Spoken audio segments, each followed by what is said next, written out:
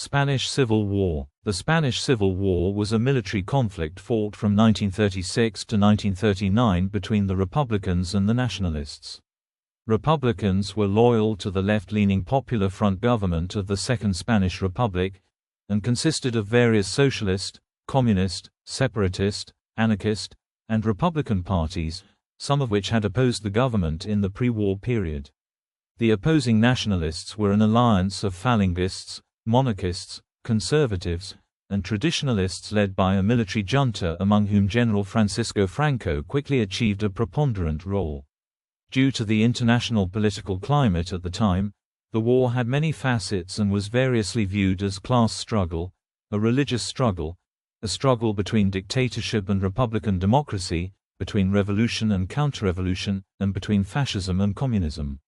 According to Claude Bowers, U.S. ambassador to Spain during the war, it was the dress rehearsal for World War II.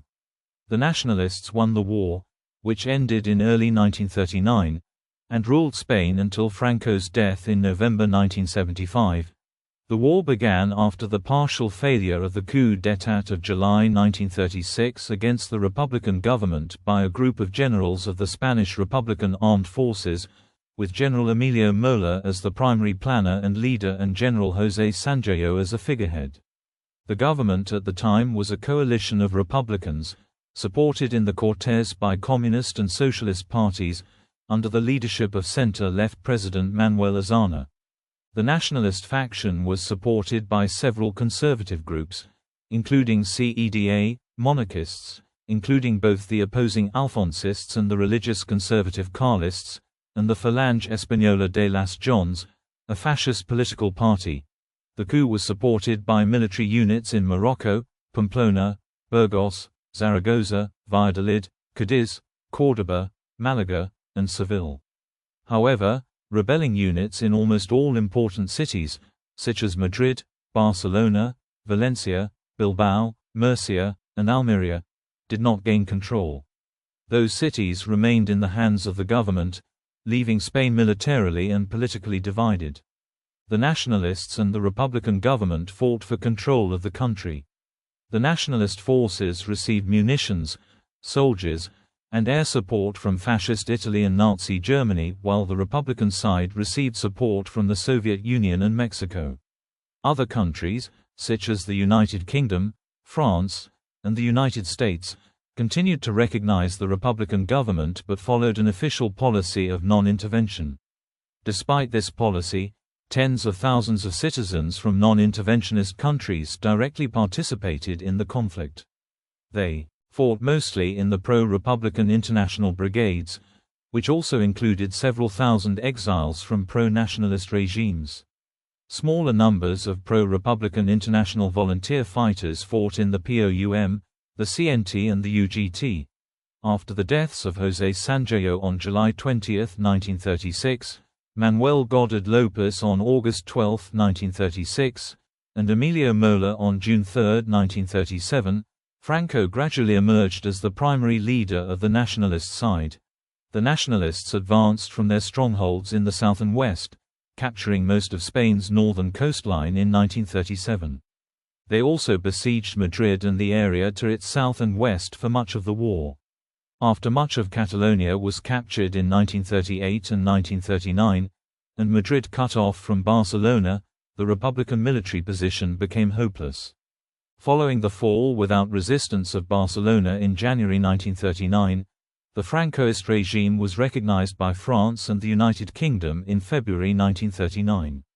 On 5 March 1939, in response to an alleged increasing communist dominance of the Republican government and the deteriorating military situation, Colonel Segismundo Casado led a military coup against the Republican government, intending to seek peace with the Nationalists. These peace overtures, however, were rejected by Franco.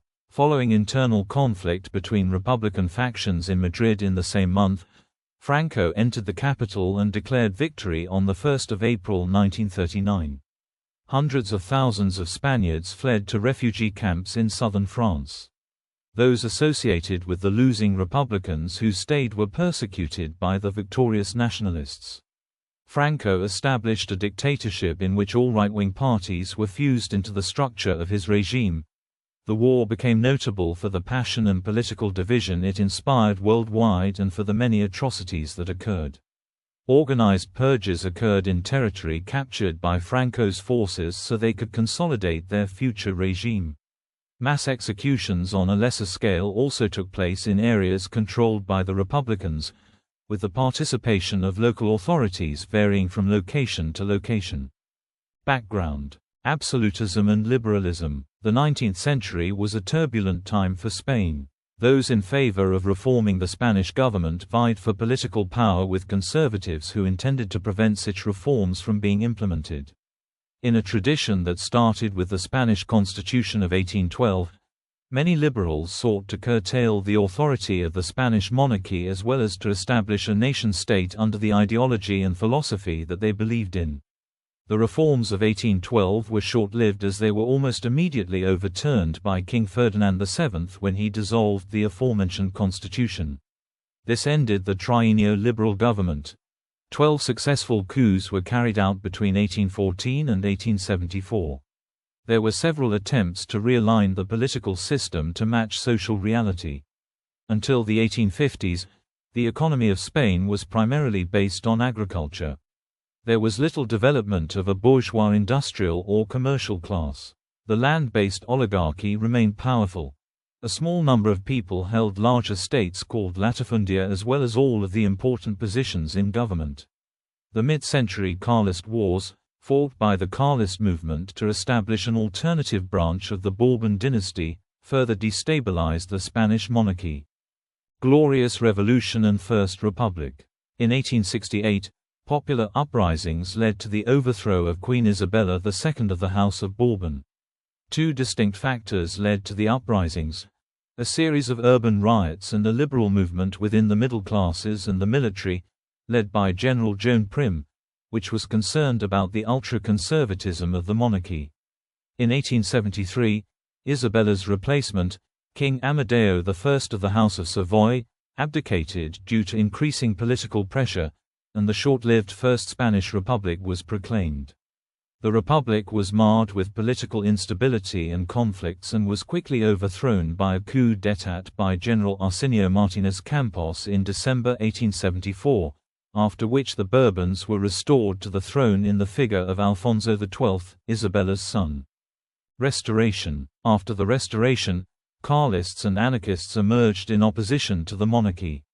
Alejandro Lerroux, Spanish politician and leader of the Radical Republican Party, helped to bring republicanism to the fore in Catalonia, a region of Spain with its own cultural and societal identity in which poverty was particularly acute at the time.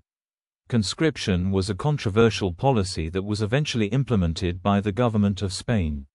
As evidenced by the tragic week in 1909, resentment and resistance were factors that continued well into the 20th century. Spain was neutral in World War I. Following the war, wide swathes of Spanish society, including the armed forces, united in hopes of removing the corrupt central government of the country in Madrid, but these circles were ultimately unsuccessful.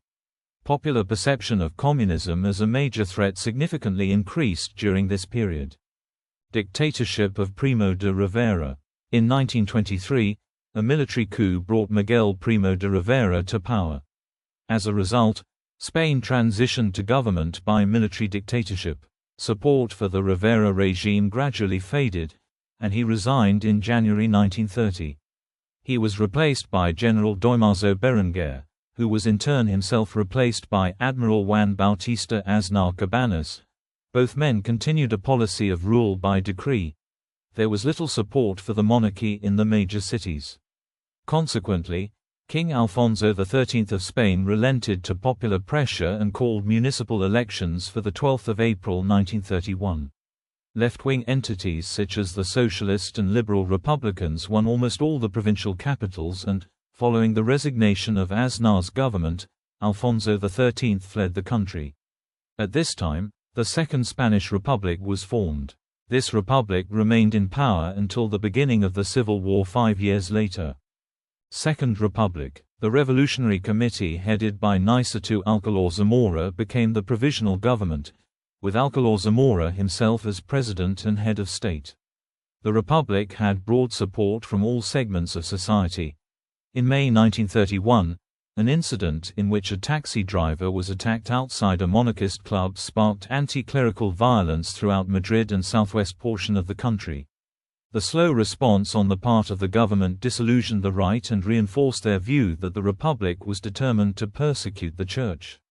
In June and July, the Confederación Nacional del Trabajo (CNT) called several strikes, which led to a violent incident between CNT members and the Civil Guard and a brutal crackdown by the Civil Guard and the army against the CNT in Seville.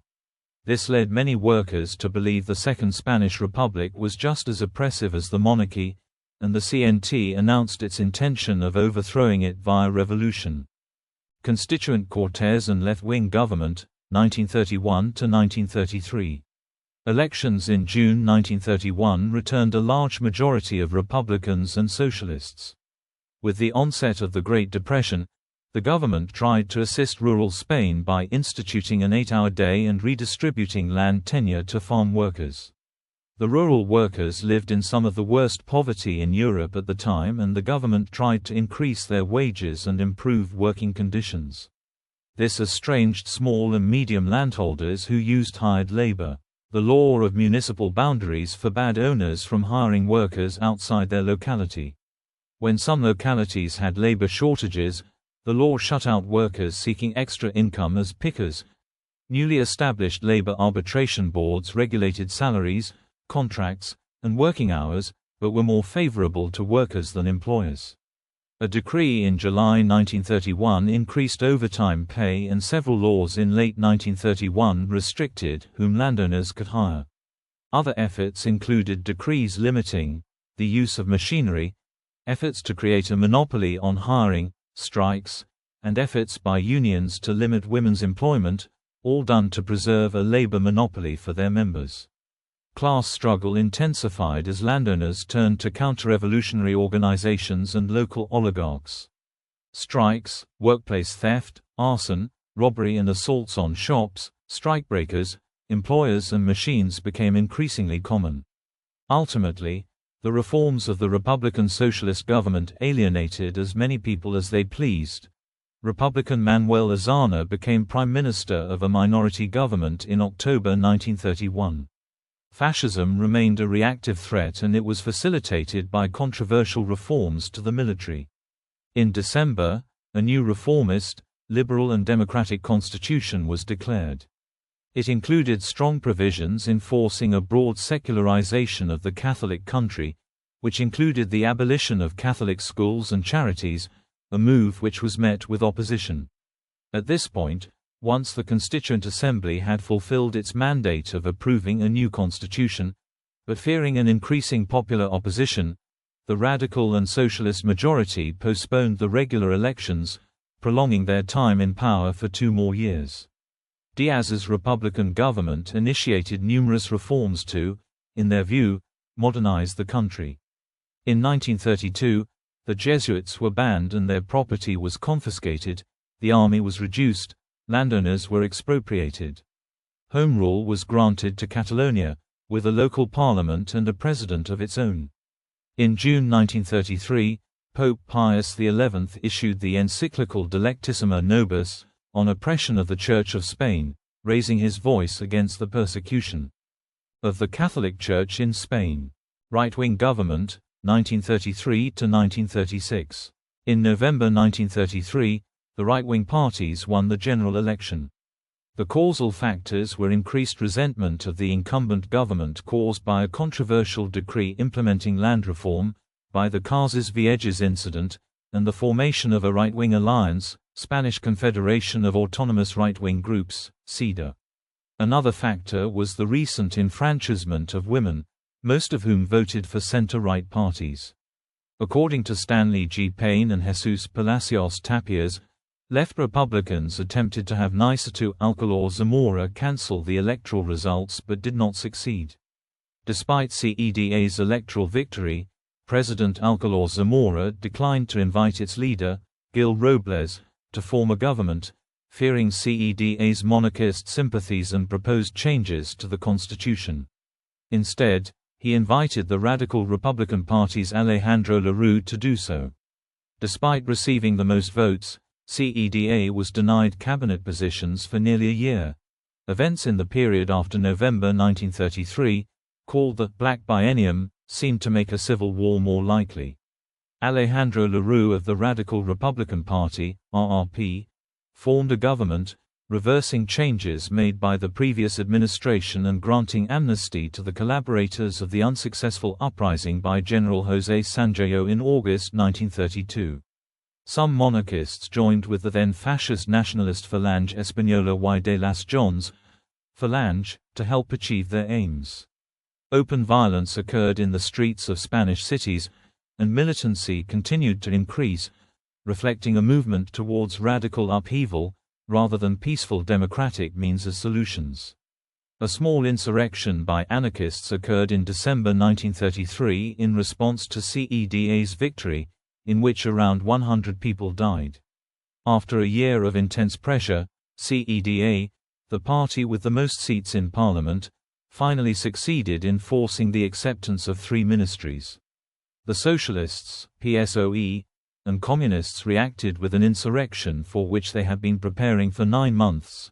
The rebellion developed into a bloody uprising known as the Revolution of 1934.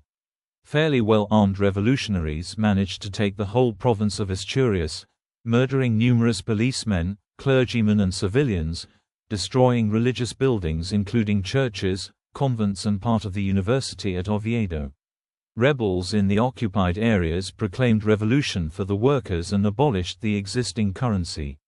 The rebellion was crushed in 2 weeks by the Spanish Navy and the Spanish Republican Army, the latter using mainly Moorish colonial troops from Spanish Morocco.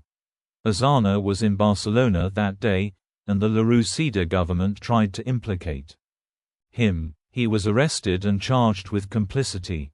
In fact, Aznar had no connection with the rebellion and was released from prison in January 1935. In sparking an uprising, the non-anarchist socialists, like the anarchists, manifested their conviction that the existing political order was illegitimate. The Spanish historian Salvador de Madariaga, an Aznar supporter and an exiled vocal opponent of Francisco Franco, wrote a sharp criticism of the left's participation in the revolt. The uprising of 1934 is unforgivable. The argument that Mr. Gil Robles tried to destroy the constitution to establish fascism was, at once, hypocritical and false.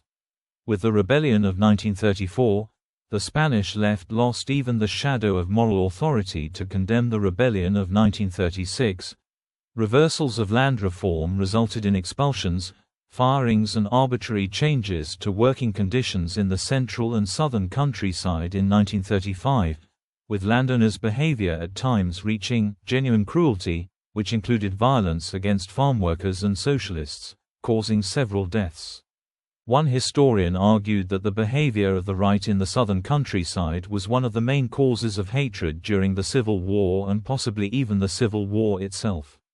Landowners taunted workers by saying that if they went hungry, they should go eat the republic. Bosses fired leftist workers and imprisoned trade union and socialist militants. Wages were reduced to salaries of hunger. In 1935, the government, led by the Radical Republican Party, had now endured a series of crises. After a number of corruption scandals, President Nicetú Alcalá Zamora, who was hostile to this government, called another election. Popular Front's victory and escalation. The Popular Front narrowly won the 1936 general election. The revolutionary left-wing masses took to the streets and freed prisoners. In the 36 hours following the election, 16 people were killed, mostly by police officers attempting to maintain order or to intervene in violent clashes, and 39 were seriously injured. Additionally, 50 churches and 70 conservative political centers were attacked or set ablaze. Manuel Aznar was called to form a government before the electoral process had ended. He shortly replaced Zamora as president, taking advantage of a constitutional loophole. Convinced that the left was no longer willing to follow the rule of law and that its vision of Spain was under threat, the right abandoned the parliamentary option and began planning to overthrow the republic, rather than to control it. So's left-wing socialists started to take action. Julio Álvarez del Valle talked about Spain being converted into a socialist republic in association with the Soviet Union. Francisco Largo Caballero declared that the organized proletariat will carry everything before it and destroy everything until we reach our goal.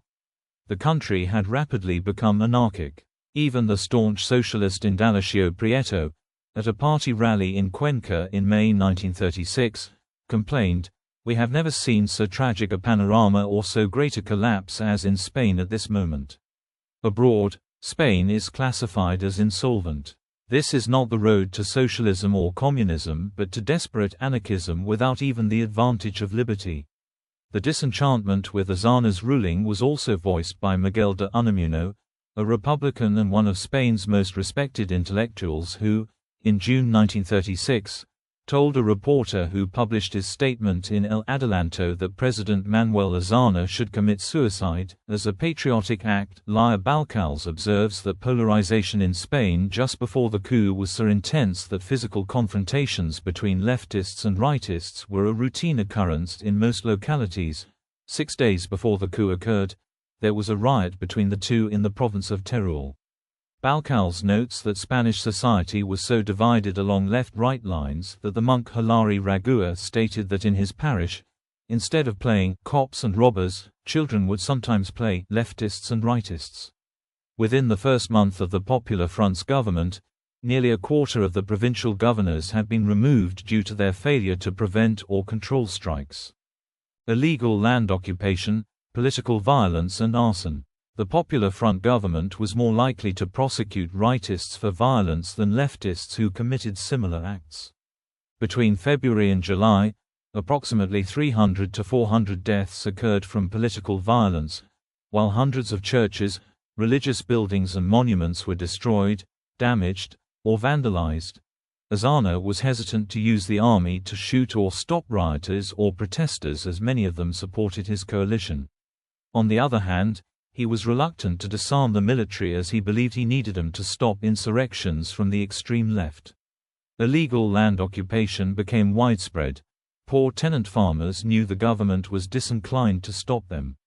By April 1936, nearly 100,000 peasants had appropriated 400,000 hectares of land and perhaps as many as 1 million hectares by the start of the Civil War.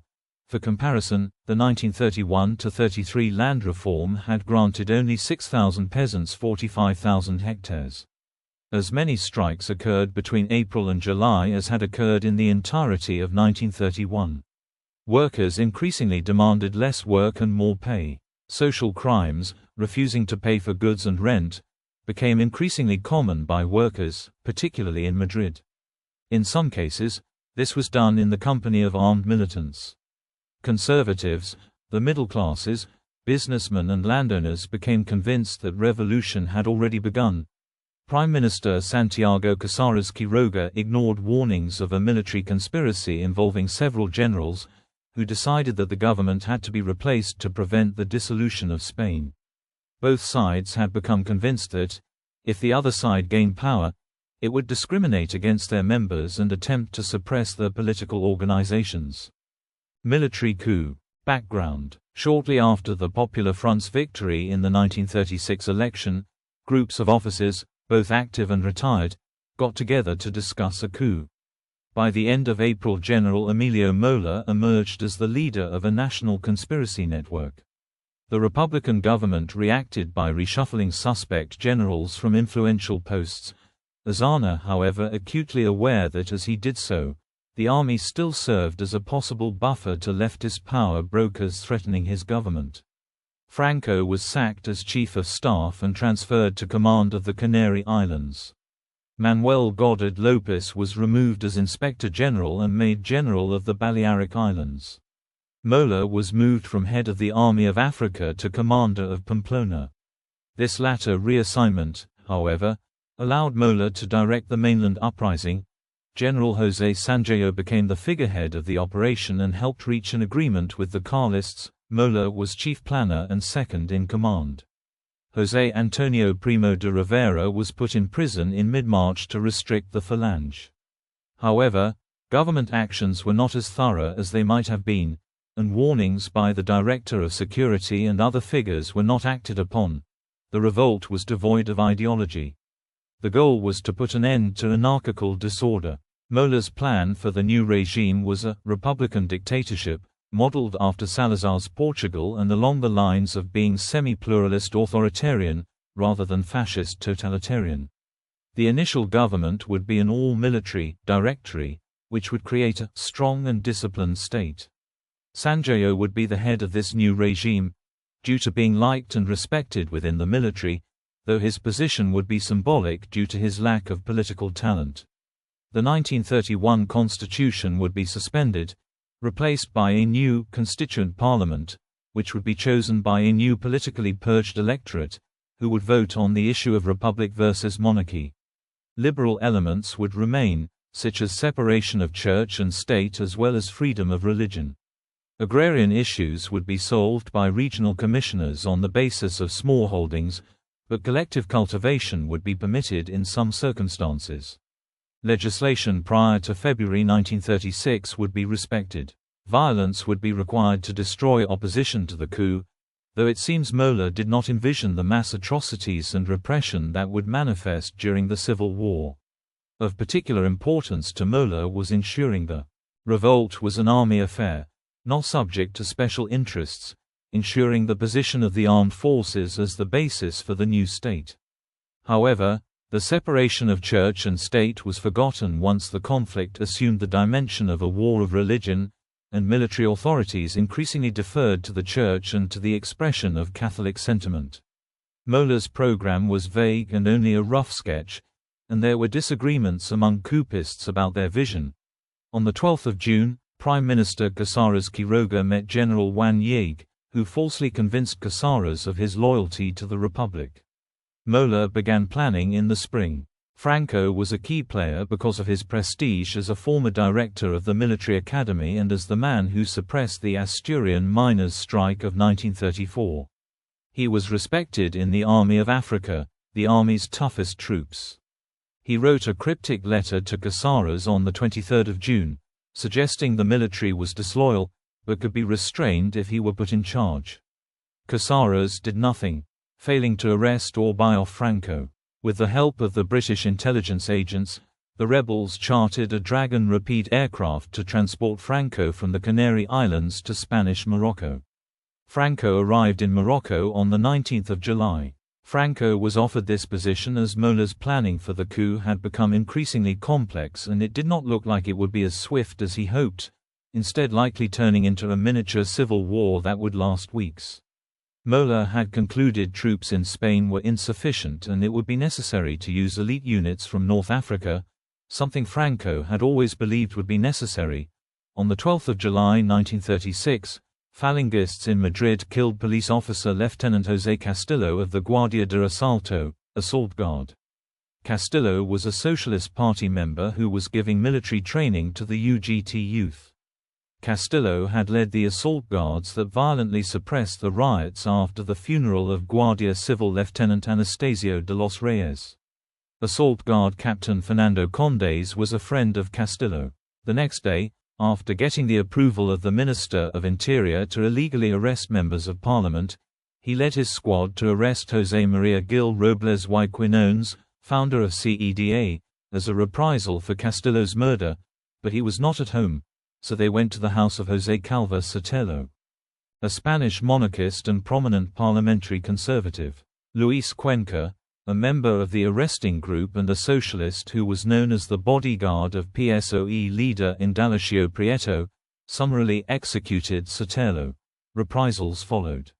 The killing of Calva Sotelo with police involvement aroused suspicions and reactions among the government's opponents on the right. Although the nationalist generals were planning an uprising, the event was a catalyst and the public justification for a coup. Stanley Payne claims that before these events, the idea of rebellion by army officers against the government had weakened, Mola had estimated only 12% of officers reliably supported the coup, and Mola considered fleeing for fear he was compromised. He had to be convinced to remain by his co-conspirators. However, the kidnapping and murder of Sotelo transformed the limping conspiracy into a revolt that could trigger a civil war. The arbitrary use of lethal force by the state and lack of action against the attackers led to public disapproval of the government. No effective punitive, judicial or even investigative action was taken. Payne points to a possible veto by socialists within the government who shielded the killers drawn from their ranks. The murder of a parliamentary leader by state police was unprecedented, and the belief the state had ceased to be neutral and effective encouraged important sectors of the right to join the rebellion. Franco changed his mind on rebellion and dispatched a message to Mola to display his firm commitment. The socialists and communists, led by Indalecio Prieto, demanded that arms be distributed to the people before the military took over. The prime minister was hesitant. Beginning of the coup, the uprising's timing was fixed at the 17th of July, at 1701, agreed to by the leader of the Carlists, Manuel Val Conde. However, the timing was changed. The men in the Morocco Protectorate were to rise up at 5 o'clock on the 18th of July and those in Spain proper a day later so that control of Spanish Morocco could be achieved and forces sent back to the Iberian Peninsula to coincide with the risings there. The rising was intended to be a swift coup d'état, but the government retained control of most of the country. Control over Spanish Morocco was all but certain. The plan was discovered in Morocco on the 17th of July, which prompted the conspirators to enact it immediately. Little resistance was encountered. The rebels shot 189 people. Goddard and Franco immediately took control of the islands to which they were assigned. On the 18th of July, Casares Quiroga refused an offer of help from the CNT and Union General de Trabajadores, UGT, leading the groups to proclaim a general strike, in effect, mobilizing. They opened weapons caches, some buried since the 1934 risings, and formed militias. The paramilitary security forces often waited for the outcome of militia action before either joining or suppressing the rebellion. Quick action by either the rebels or anarchist militias was often enough to decide the fate of a town. General Gonzalo Capo de Llano secured Seville for the rebels, arresting a number of other officers. Outcome: the rebels failed to take any major cities with the critical exception of the July 1936 military uprising in Seville, which provided a landing point for Franco's African troops, and the primarily conservative and Catholic areas of Old Castile, Leon and Galicia, which fell quickly. They took Cadiz with help from the first troops from Africa. The air bridge between Tetuan and Seville with German planes allowed the Army of Africa to advance towards Extremadura and Madrid. The government retained control of Malaga, Jaén, and Almería. In Madrid, the rebels were hemmed into the Cuartel de la Montana siege, which fell with considerable bloodshed. Republican leader Casares Quiroga was replaced by José Girol, who ordered the distribution of weapons among the civilian population. This facilitated the defeat of the army insurrection in the main industrial centers, including Madrid, Barcelona, and Valencia, but it allowed anarchists to take control of Barcelona along with large swathes of Aragon and Catalonia. General Goddard surrendered in Barcelona and was later condemned to death. The Republican government ended up controlling almost all the east coast and central area around Madrid, as well as most of Asturias, Cantabria and part of the Basque country in the north. Hugh Thomas suggested that the civil war could have ended in the favor of either side almost immediately if certain decisions had been taken during the initial coup. Thomas argues that if the government had taken steps to arm the workers, they could probably have crushed the coup very quickly. Conversely, if the coup had risen everywhere in Spain on the 18th rather than be delayed, it could have triumphed by the 22nd. While the militias that rose to meet the rebels were often untrained and poorly armed, possessing only a small number of pistols, shotguns and dynamite, this was offset by the fact that the rebellion was not universal.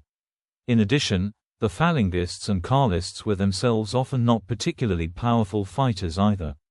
However, enough officers and soldiers had joined the coup to prevent it from being crushed swiftly. The rebels termed themselves nationals, normally translated nationalists, although the former implies true Spaniards, rather than a nationalistic cause. The result of the coup was a nationalist area of control containing 11 million of Spain's population of 25 million. The nationalists had secured the support of around half of Spain's territorial army, some 60,000 men, joined by the Army of Africa. Made up of 35,000 men, and just under half of Spain's militaristic police forces, the assault guards, the civil guards, and the carabineers. Republicans controlled under half of the rifles and about a third of both machine guns and artillery pieces. The Spanish Republican Army had just 18 tanks of a sufficiently modern design, and the Nationalists took control of 10. Naval capacity was uneven, with the Republicans retaining a numerical advantage, but with the Navy's top commanders and two of the most modern ships, heavy cruisers Canarias, captured at the Ferrol shipyard, and Baleares, in nationalist control. The Spanish Republican Navy suffered from the same problems as the army. Many officers had defected or been killed after trying to do so.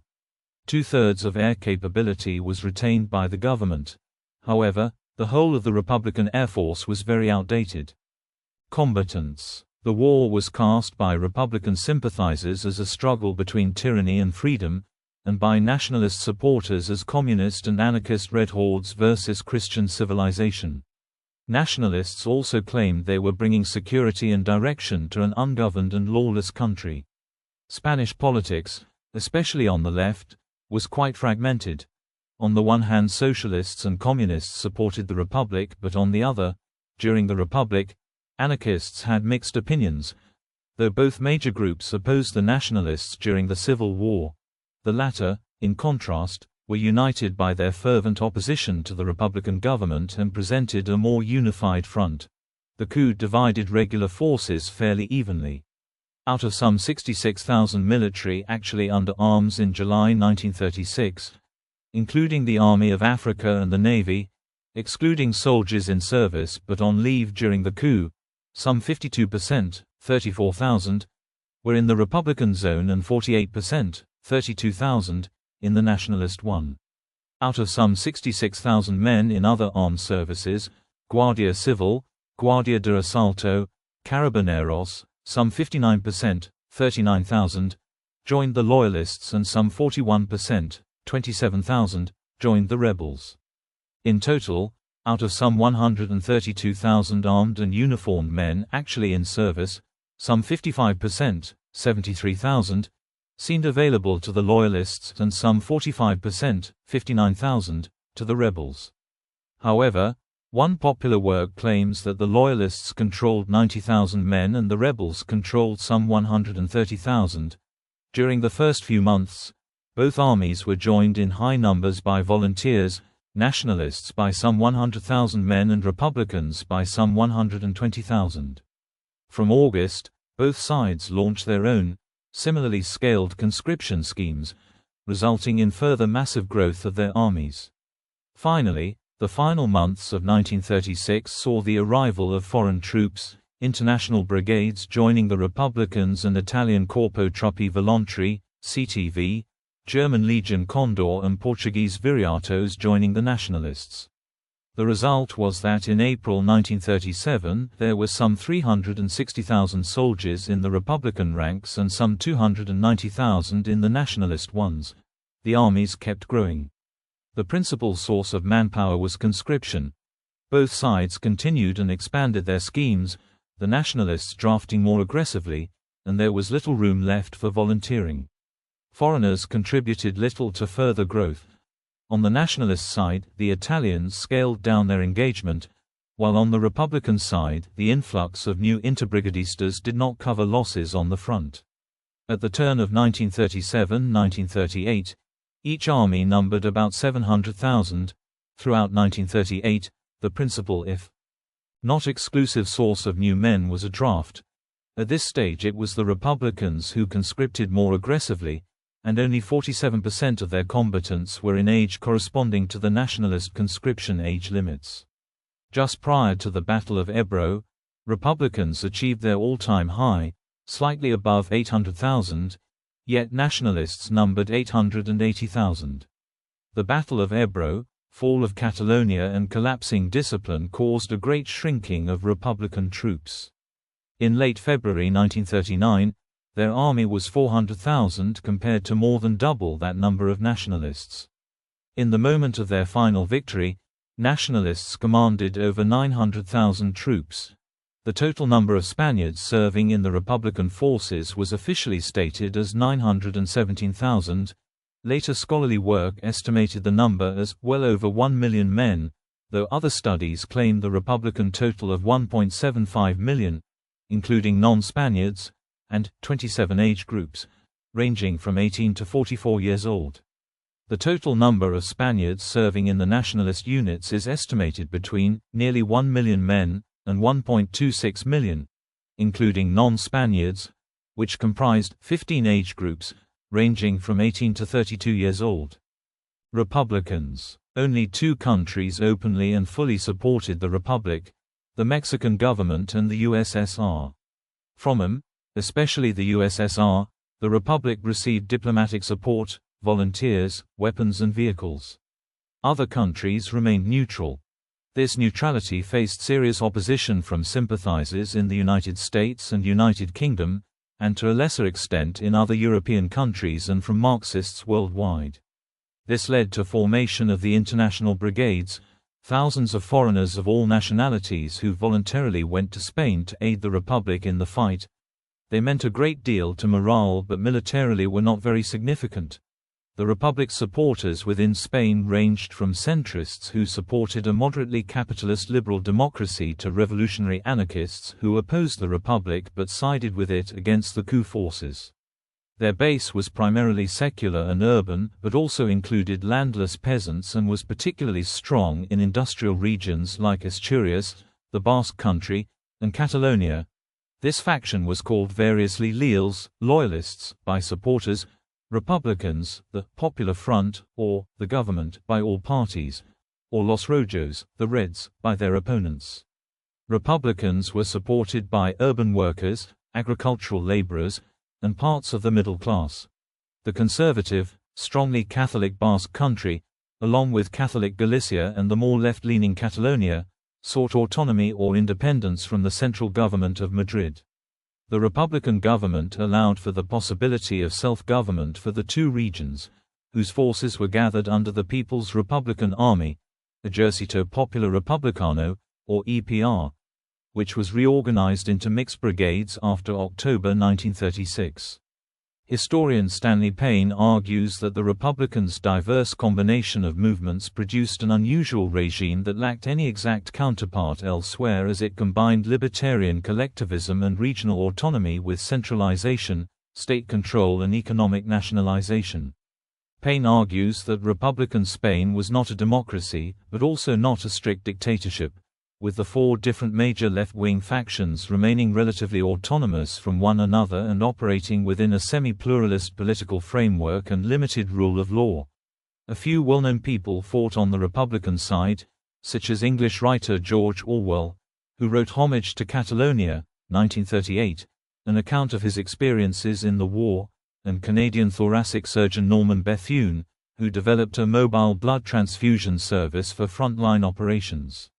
Simone Weil briefly fought with the anarchist columns of Buenaventura Durruti. At the beginning of the war, the Republicans outnumbered the Nationalists 10-1 on the front in Aragon, but by January 1937, that advantage had dropped to 4-1. Nationalists. The Nacionals or Nationalists, also called insurgents, rebels, or, by opponents, Franquistas or fascists, feared national fragmentation and opposed the separatist movements. They were chiefly defined by their anti-communism, which galvanized diverse or opposed movements like Falangists and monarchists. Their leaders had a generally wealthier, more conservative, monarchist, landowning background. The nationalist side included the Carlists and Alfonsists, Spanish nationalists, the fascist Falange, and most conservatives and monarchist liberals. Virtually all nationalist groups had strong Catholic convictions and supported the native Spanish clergy. The Nationals included the majority of the Catholic clergy and practitioners, outside of the Basque region, important elements of the army, most large landowners, and many businessmen. The nationalist base largely consisted of the middle classes, conservative peasant smallholders in the north and Catholics in general. Catholic support became particularly pronounced as a consequence of the burning of churches and killing of priests in most leftist zones during the first 6 months of the war. By mid-1937, the Catholic Church gave its official blessing to the Franco regime. Religious fervor was a major source of emotional support for the nationalists during the Civil War. Michael Seidman reports that devout Catholics, such as seminary students, often volunteered to fight and would die in disproportionate numbers in the war. Catholic confession cleared the soldiers of moral doubt and increased fighting ability. Republican newspapers described nationalist priests as ferocious in battle, and Indalecio Prieto remarked that the enemy he feared most was the Requete who has just received communion. One of the rightists' principal motives was to confront the anti-clericalism of the Republican regime and to defend the Catholic Church, which had been targeted by opponents, including Republicans, who blamed the institution for the country's ills.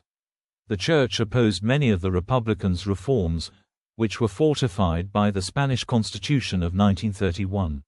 Articles 24 and 26 of the 1931 Constitution had banned the Society of Jesus. This proscription deeply offended many within the conservative fold. The revolution in the Republican zone at the outset of the war, in which 7,000 clergy and thousands of laypeople were killed, deepened Catholic support for the nationalists. Prior to the war, during the Asturian miners' strike of 1934, religious buildings were burnt and at least 100 clergy, religious civilians, and pro-Catholic police were killed by revolutionaries. Franco had brought in Spain's colonial army of Africa, Spanish, Ejército de África or Cuerpo de Ejército Marroquí, and reduced the miners to submission by heavy artillery attacks and bombing raids. The Spanish Legion committed atrocities and the army carried out summary executions of leftists. The repression in the aftermath was brutal and prisoners were tortured. The Moroccan Fuerzas Regulares Indígenas joined the rebellion and played a significant role in the Civil War. While the nationalists are often assumed to have drawn in the majority of military officers, this is a somewhat simplistic analysis. The Spanish army had its own internal divisions and long-standing rifts. Officers supporting the coup tended to be Africanistas, men who fought in North Africa between 1909 and 1923, while those who stayed loyal tended to be Peninsulares, men who stayed back in Spain during this period. This was because during Spain's North African campaigns, the traditional promotion by seniority was suspended in favor of promotion by merit through battlefield heroism. This tended to benefit younger officers starting their careers as they could, while older officers had familial commitments that made it harder for them to be deployed in North Africa. Officers in front-line combat corps, primarily infantry and cavalry, benefited over those in technical corps, those in artillery, engineering etc., because they had more chances to demonstrate the requisite battlefield heroism and had also traditionally enjoyed promotion by seniority. The Peninsulares resented seeing the Africanistas rapidly leapfrog through the ranks, while the Africanistas themselves were seen as swaggering and arrogant, further fueling resentment. Thus, when the coup occurred, officers who joined the rebellion, particularly from Franco's rank downwards, were often Africanistas, while senior officers and those in non-front-line positions tended to oppose it, though a small number of senior Africanistas opposed the coup as well. It has also been argued that officers who stayed loyal to the Republic were more likely to have been promoted and to have been favored by the Republican regime, such as those in the aviation and assault guard units. Thus, while often thought of as a rebellion of the generals, this is not correct. Of the 18 division generals, only 4 rebelled. Of the 4 division generals without postings, 2 rebelled and 2 remained loyal. 14 of the 56 brigade generals rebelled. The rebels tended to draw from less senior officers. Of the approximately 15,301 officers, just over half rebelled. Other factions, Catalan and Basque nationalists, were divided. Left-wing Catalan nationalists sided with the Republicans, while conservative Catalan nationalists were far less vocal in supporting the government, due to anti-clericalism and confiscations occurring in areas within its control. Basque nationalists, heralded by the conservative Basque Nationalist Party, were mildly supportive of the Republican government, although some in Navarre sided with the uprising for the same reasons influencing conservative Catalans. Notwithstanding religious matters, Basque nationalists, who were for the most part Catholic, generally sided with the Republicans, although the PNV, Basque Nationalist Party, was reported passing the plans of Bilbao defences to the nationalists, in an attempt to reduce the duration and casualties of siege. Foreign involvement. The Spanish Civil War exposed political divisions across Europe. The right and the Catholics supported the nationalists to stop the spread of Bolshevism. On the left, including labor unions, students and intellectuals, the war represented a necessary battle to stop the spread of fascism. Anti-war and pacifist sentiment was strong in many countries, leading to warnings that the Civil War could escalate into a Second World War. In this respect, the war was an indicator of the growing instability across Europe. The Spanish Civil War involved large numbers of non-Spanish citizens who participated in combat and advisory positions. Britain and France led a political alliance of 27 nations that pledged non-intervention, including an embargo on all arms exports to Spain. The United States unofficially adopted a position of non-intervention as well, despite abstaining from joining the alliance, due in part to its policy of political isolation. The group from the United States called themselves the Abraham Lincoln Brigade. Germany, Italy and the Soviet Union signed on officially, but ignored the embargo. The attempted suppression of imported material was largely ineffective, and France was especially accused of allowing large shipments to Republican troops. The clandestine actions of the various European powers were, at the time, considered to be risking another world war, alarming anti-war elements across the world. The League of Nations' reaction to the war was influenced by a fear of communism, and was insufficient to contain the massive importation of arms and other war resources by the fighting factions.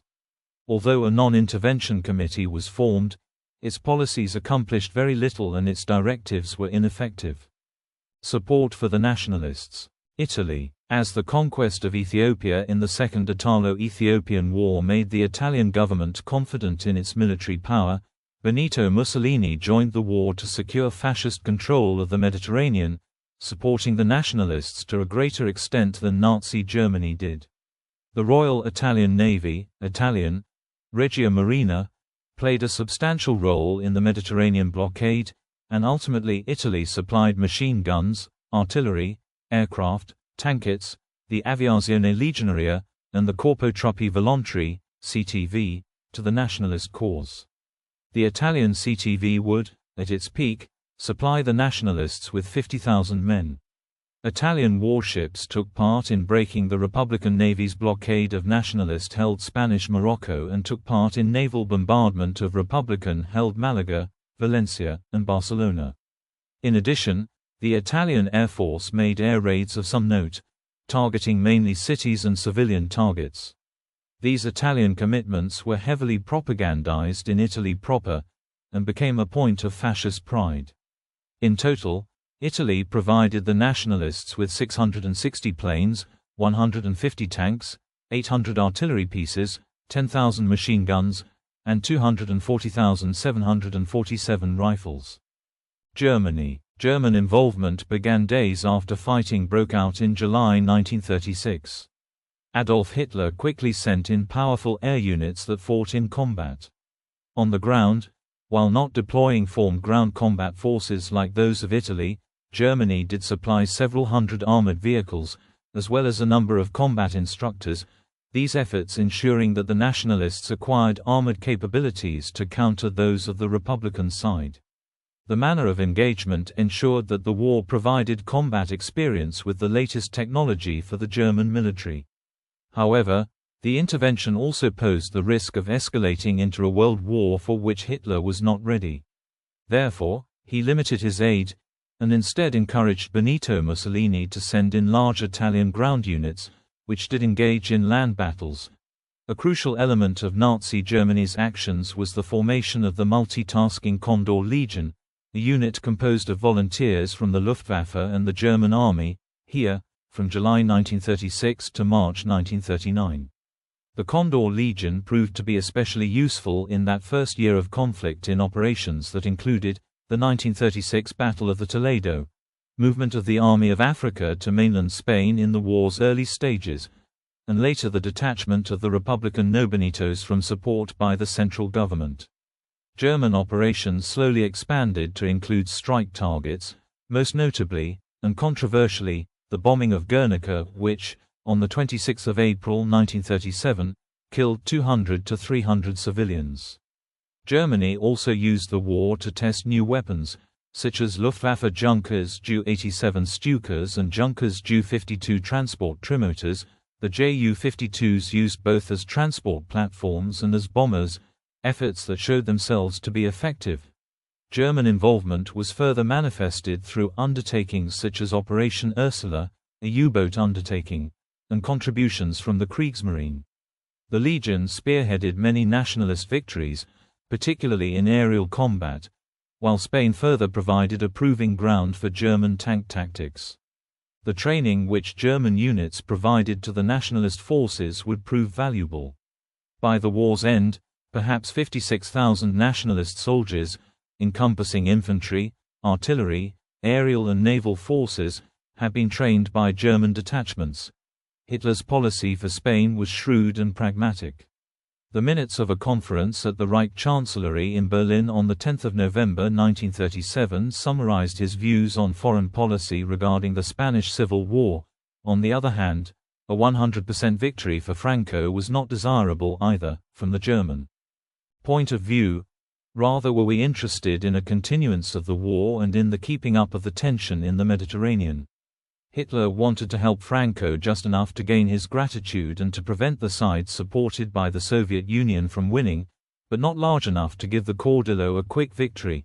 A total of approximately 16,000 German citizens fought in the war, with approximately 300 killed, though no more than 10,000 participated at any one time.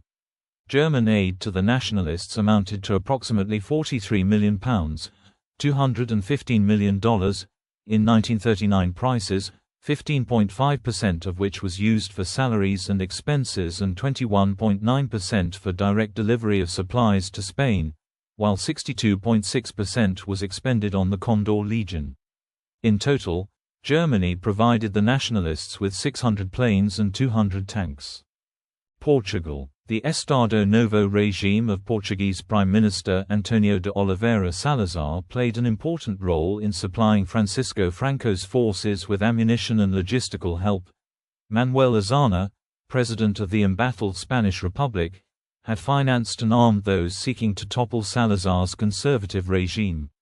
Radicals in Spain and Portugal had long advocated for peninsular unity. Salazar was concerned that the Spanish left's internationalist views and support for Iberian federalism posed a threat to Portugal's independence, fearing that a leftist Spain might seek to dominate Portugal. Many middle-class radicals in Portugal supported this idea, believing that their country needed to integrate with Spain to achieve agricultural modernization and industrialization. While the nationalists lacked access to seaports early on, they secured control of the entire border with Portugal by the end of August 1936, thus giving Salazar and his regime a free hand to render whatever assistance to Franco they saw fit without fear of Republican interference or retaliation. Salazar's Portugal helped the nationalist side receive armaments shipments from abroad, including ordnance when certain nationalist forces virtually ran out of ammunition. Consequently, the nationalists called Lisbon the Port of Castile. However, despite the border being secured, on 8 September 1936, a naval revolt took place in Lisbon. The crews of two naval Portuguese vessels, the NRP Afonso de Albuquerque and the NRP Dao, mutinied. The sailors, who were affiliated with the Portuguese Communist Party, confined their officers and attempted to sail the ships out of Lisbon to join the Spanish Republican forces fighting in Spain. Salazar ordered the ships to be destroyed by gunfire. Both Afonso de Albuquerque and Dao received direct hits and were grounded. Salazar supported Franco primarily to ensure the survival of his own regime.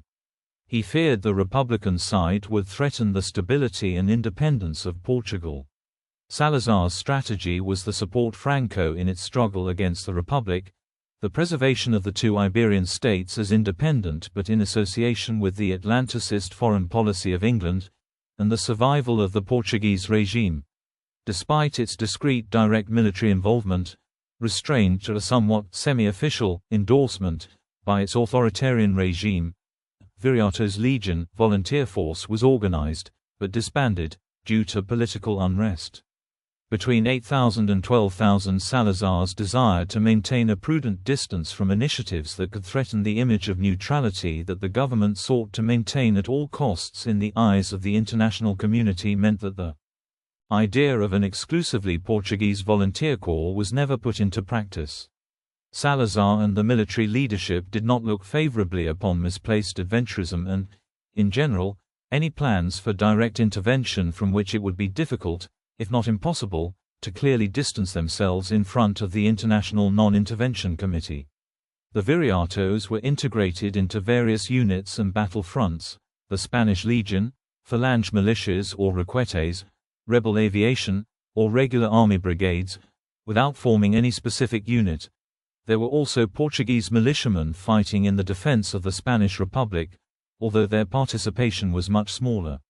Some were anti-Salazarist exiles belonging to the Portuguese Popular Front in Spain, the Iberian Anarchist Federation, or the Portuguese Communist Party. They were workers, intellectuals, and politicians allied against the dictatorship in Portugal. While fully supporting Franco's side in many ways, the Portuguese regime spared no efforts at dissociating itself from their own citizens enlisted in the Spanish in order to maintain the non-intervention facade. In February 1937, under pressure from the London Committee, the Salazar government was forced to publish a decree prohibiting the enlistment of volunteers on either side of the conflict. In March 1937, the Portuguese Military Observation Mission in Spain, MMPOE, was created with three essential objectives: to gain knowledge of new weapons and military techniques, to ensure a privileged position for Portugal in the new European scenario, and to assist Portuguese combatants. In January 1938, Salazar appointed Pedro Teotonio Pereira as special liaison of the Portuguese government to Franco's government, where he achieved great prestige and influence. In April 1938, Pereira officially became a full-rank Portuguese ambassador to Spain, remaining in this post throughout World War II. Propaganda about the military achievements of the Viriatos spread throughout the Portuguese press after peace was signed in April 1939, but the government did not take responsibility for the fate of the Portuguese soldiers in the Spanish Civil War because, officially, Portugal did not participate in the conflict. Although encouraged by the anti-communist and pro-Franco propaganda of the Estado Novo, the Portuguese combatants went to Spain of their own free will and, therefore, all responsibilities arising from their participation in the battle were theirs alone, according to the regime's political position. The government considered that ex-combatants in Spain should accept their precarious condition as volunteer soldiers and, therefore, had no right to any official assistance upon returning to Portugal.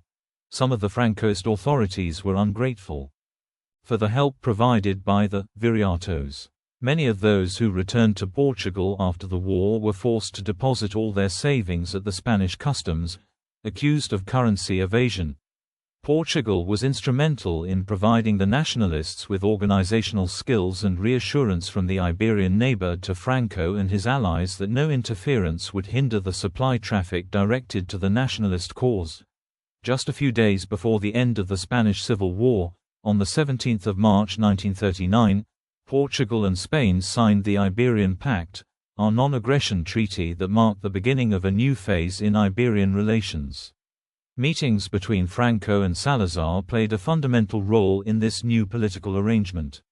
The pact proved to be a decisive instrument in keeping the Iberian Peninsula out of Hitler's continental system. In May 1939, in a speech delivered to the National Assembly, Salazar emphasized that Portugal had acted as a factor of peace amidst the growing chaos in Europe.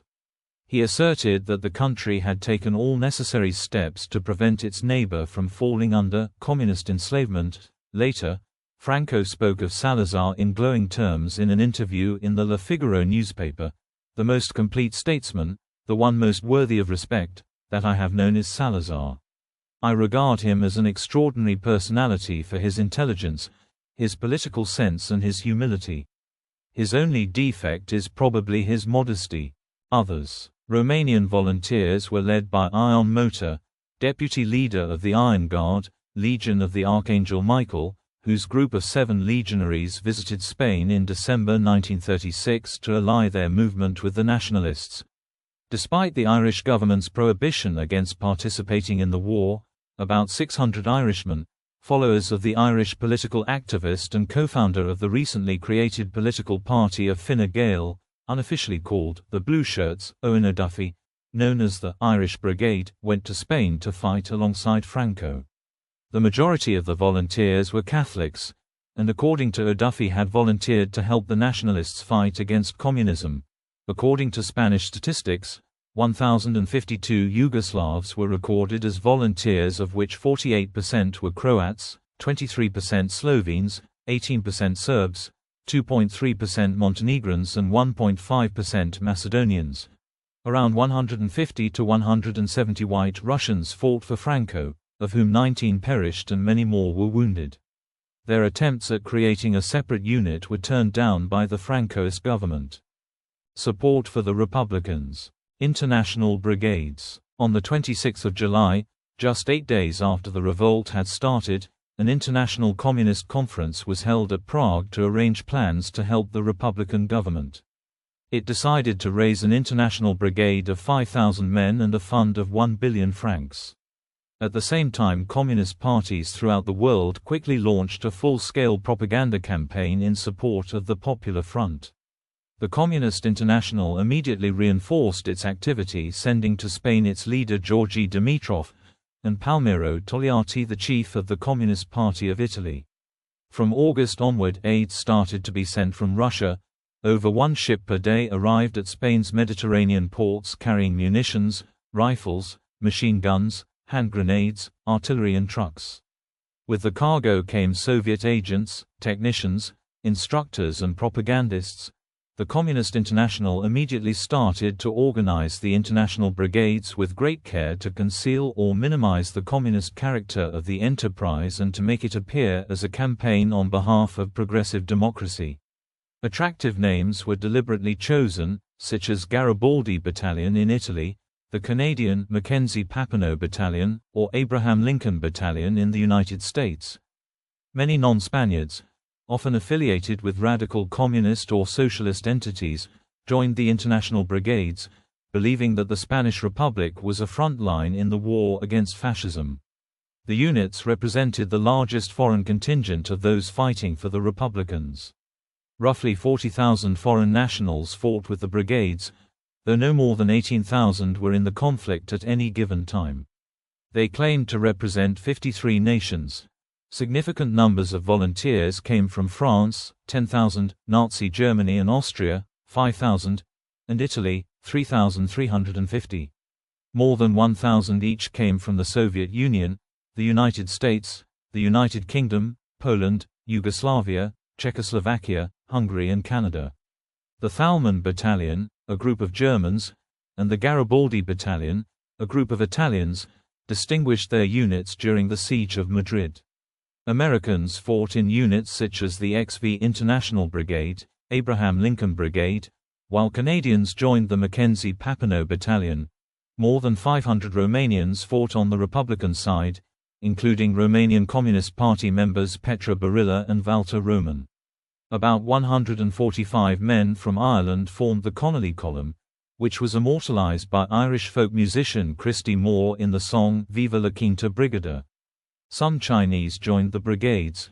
The majority of them eventually returned to China, but some went to prison or to French refugee camps, and a handful remained in Spain. Soviet Union. Although General Secretary Joseph Stalin had signed the non-intervention agreement, The Soviet Union contravened the League of Nations embargo by providing material assistance to the Republican forces, becoming their only source of major weapons. Unlike Hitler and Mussolini, Stalin tried to do this covertly. Estimates of material provided by the USSR to the Republicans vary between 634 and 806 aircraft, 331 and 362 tanks and 1,034 to 1,895 artillery pieces. Stalin also created Section X of the Soviet Union military to head the weapons shipment operation, called Operation X. Despite Stalin's interest in aiding the Republicans, the quality of arms was inconsistent.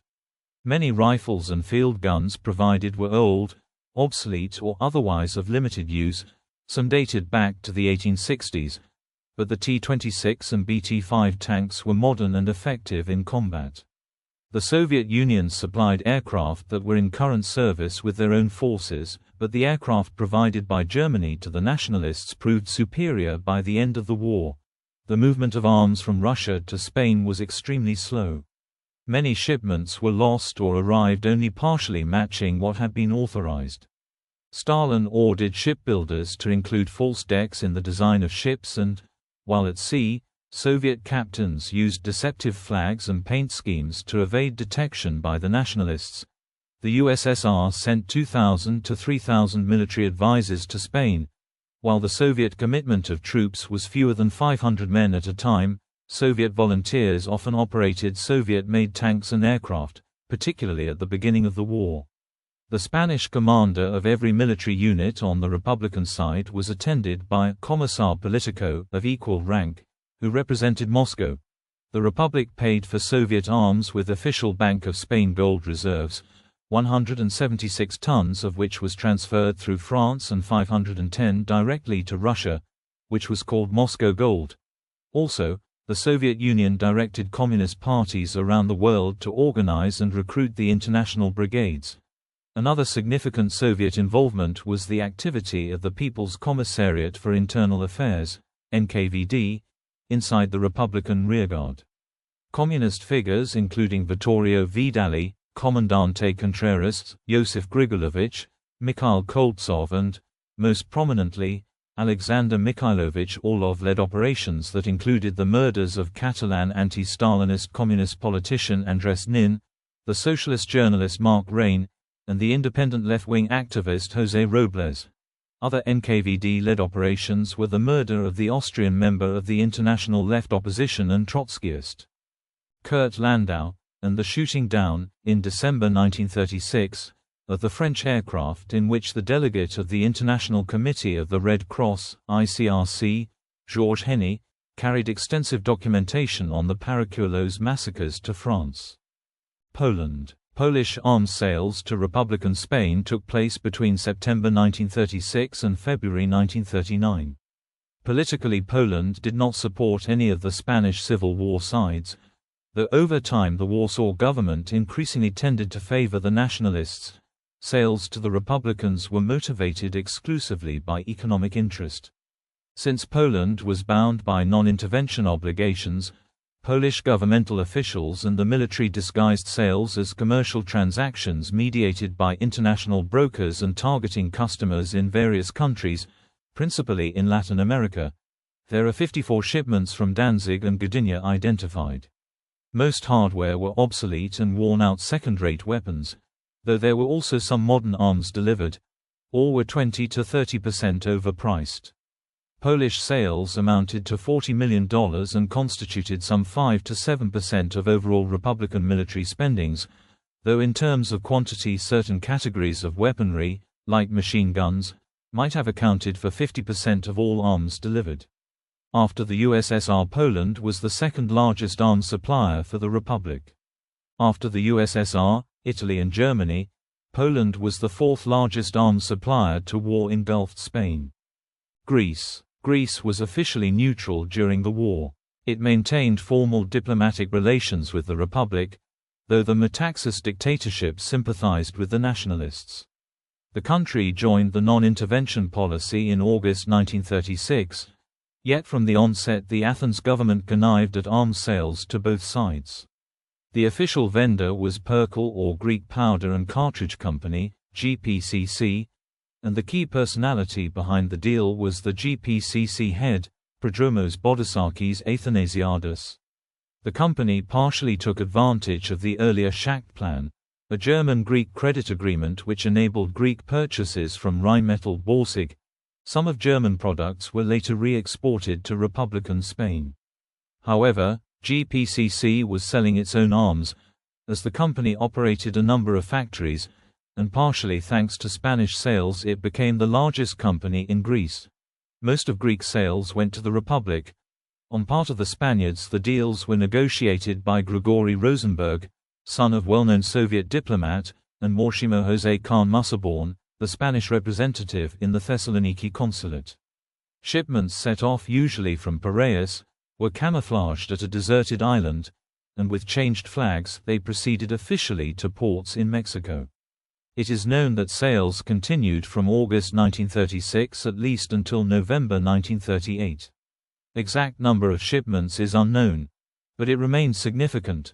By November 1937-34 Greek ships were declared non-compliant with the non-intervention agreement, and the Nationalist Navy seized 21 vessels in 1938 alone. Details of sales to the Nationalists are unclear, but it is known they were by far smaller. Total worth of Greek sales is unknown. One author claims that in 1937 alone, GPCC shipments amounted to $10.9 million for the Republicans and $2.7 million for the Nationalists, and that in late 1937 Bodisakis signed another contract with the Republicans for £2.1 million, around $10 million, though it is not clear whether the ammunition contracted was delivered. The arms sold included artillery, e.g., 30 pieces of 155 mm guns, machine guns, at least 400 cartridges, at least 11 meters, bombs, at least 1,500, and explosives, at least 38 tons of TNT. AEKKEA RAB, a Greek aviation company, also sold at least 60 aircraft to the Republican Air Force, consisting of R-29 fighters and R-33 trainers. Mexico. Unlike the United States and major Latin American governments, such as the ABC nations and Peru, the Mexican government supported the Republicans. Mexico abstained from following the French-British non-intervention proposals, and provided $2 million in aid and material assistance, which included 20,000 rifles and 20 million cartridges. Mexico's most important contributions to the Spanish Republic was its diplomatic help, as well as the sanctuary the nation arranged for Republican refugees, including Spanish intellectuals and orphaned children from Republican families. Some 50,000 took refuge, primarily in Mexico City and Morelia, accompanied by $300 million in various treasures still owned by the left. France. Fearing it might spark a civil war inside France, the leftist Popular Front government in France did not send direct support to the Republicans. French Prime Minister Léon Blum was sympathetic to the Republic, fearing that the success of nationalist forces in Spain would result in the creation of an ally state of Nazi Germany and Fascist Italy, an alliance that would nearly encircle France. Right-wing politicians opposed any aid and attacked the Blum government. In July 1936, British officials convinced Blum not to send arms to the Republicans and, on the 27th of July, the French government declared that it would not send military aid, technology or forces to assist the Republican forces. However, Blum made clear that France reserved the right to provide aid should it wish to the Republic. We could have delivered arms to the Spanish government, a legitimate government. We have not done so, in order not to give an excuse to those who would be tempted to send arms to the rebels. On the 1st of August 1936, a pro-Republican rally of 20,000 people confronted Blum, demanding that he send aircraft to the Republicans, at the same time as right-wing politicians attacked Blum for supporting the Republic and being responsible for provoking Italian intervention on the side of Franco. Germany informed the French ambassador in Berlin that Germany would hold France responsible if it supported the maneuvers of Moscow by supporting the Republicans. On the 21st of August 1936, France signed the non-intervention agreement. However, The Blum government provided aircraft to the Republicans covertly with Potes 540 bomber aircraft, nicknamed the Flying Coffin by Spanish Republican pilots, Dewoitine aircraft, and Loire 46 fighter aircraft being sent from 7 August 1936 to December of that year to Republican forces. France, through the favor of pro-communist Air Minister Pierre Cot, also sent a group of trained fighter pilots and engineers to help the Republicans. Also, until 8 September 1936, aircraft could freely pass from France into Spain if they were bought in other countries. Even after covert support by France to the Republicans ended in December 1936, the possibility of French intervention against the Nationalists remained a serious possibility throughout the war. German intelligence reported to Franco and the Nationalists that the French military was engaging in open discussions about intervention in the war through French military intervention in Catalonia and the Balearic Islands. In 1938, Franco feared an immediate French intervention against a potential nationalist victory in Spain through French occupation of Catalonia, the Balearic Islands, and Spanish Morocco. Course of the war. 1936. A large air and sea lift of nationalist troops in Spanish Morocco was organized to the southwest of Spain. Coup leader Sanjayo was killed in a plane crash on 20 July, leaving an effective command split between Mola in the north and Franco in the south. This period also saw the worst actions of the so-called Red and White Terrors in Spain. On 21 July, the fifth day of the rebellion, the Nationalists captured the central Spanish naval base, located in Ferrol, Galicia. A rebel force under Colonel Alfonso Bielegui Canet, sent by General Mola and Colonel Esteban Garcia, undertook the campaign of Gipuzkoa from July to September. The capture of Gipuzkoa isolated the Republican provinces in the north.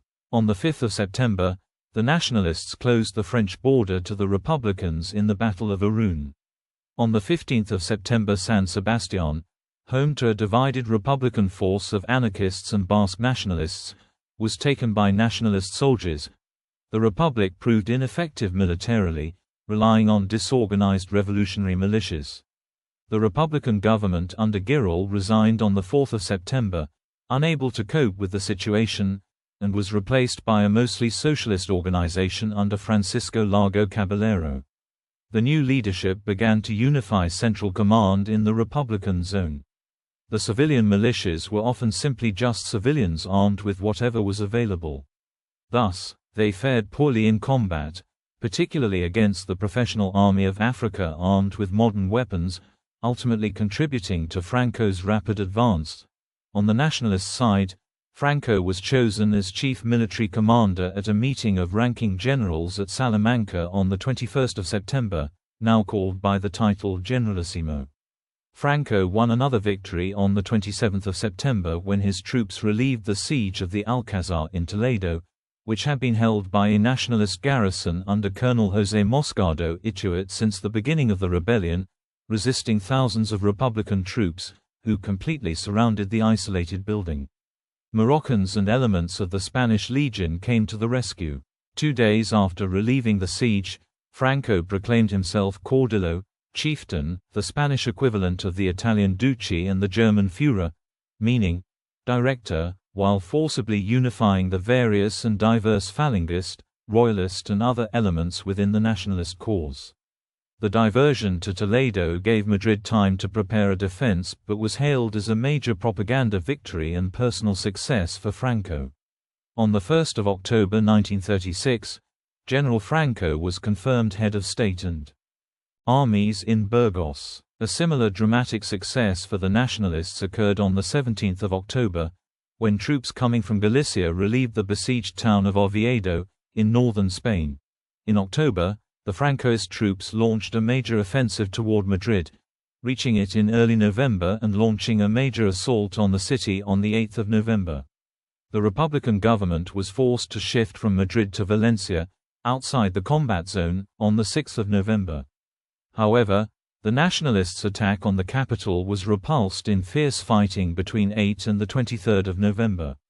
A contributory factor in the successful Republican defense was the effectiveness of the 5th Regiment and later the arrival of the International Brigades, though only an approximate 3,000 foreign volunteers participated in the battle. Having failed to take the capital, Franco bombarded it from the air and, in the following 2 years, mounted several offensives to try to encircle Madrid, beginning the 3-year siege of Madrid. The Second Battle of the Corunna Road, a nationalist offensive to the northwest, pushed Republican forces back, but failed to isolate Madrid. The battle lasted into January 1937. With his ranks swelled by Italian troops and Spanish colonial soldiers from Morocco, Franco made another attempt to capture Madrid in January and February 1937, but was again unsuccessful. The Battle of Malaga started in mid-January, and this nationalist offensive in Spain's southeast would turn into a disaster for the Republicans, who were poorly organized and armed. The city was taken by Franco on the 8th of February. The consolidation of various militias into the Republican Army had started in December 1936. The main nationalist advance to cross the Jarama and cut the supply to Madrid by the Valencia Road, termed the Battle of Jarama, led to heavy casualties, 6,000 to 20,000, on both sides. The operation's main objective was not met, though nationalists gained a modest amount of territory. A similar nationalist offensive, the Battle of Guadalajara, was a more significant defeat for Franco and his armies. This was the only publicized Republican victory of the war. Franco used Italian troops and blitzkrieg tactics. While many strategists blamed Franco for the rightists' defeat, the Germans believed it was the former at fault for the nationalists' 5,000 casualties and loss of valuable equipment. The German strategists successfully argued that the nationalists needed to concentrate on vulnerable areas first. The war in the north began in mid-March, with the Biscay campaign. The Basques suffered most from the lack of a suitable air force. On the 26th of April, the Condor Legion bombed the town of Guernica, killing 200 to 300 and causing significant damage. The bombing of Guernica had a significant effect on international opinion.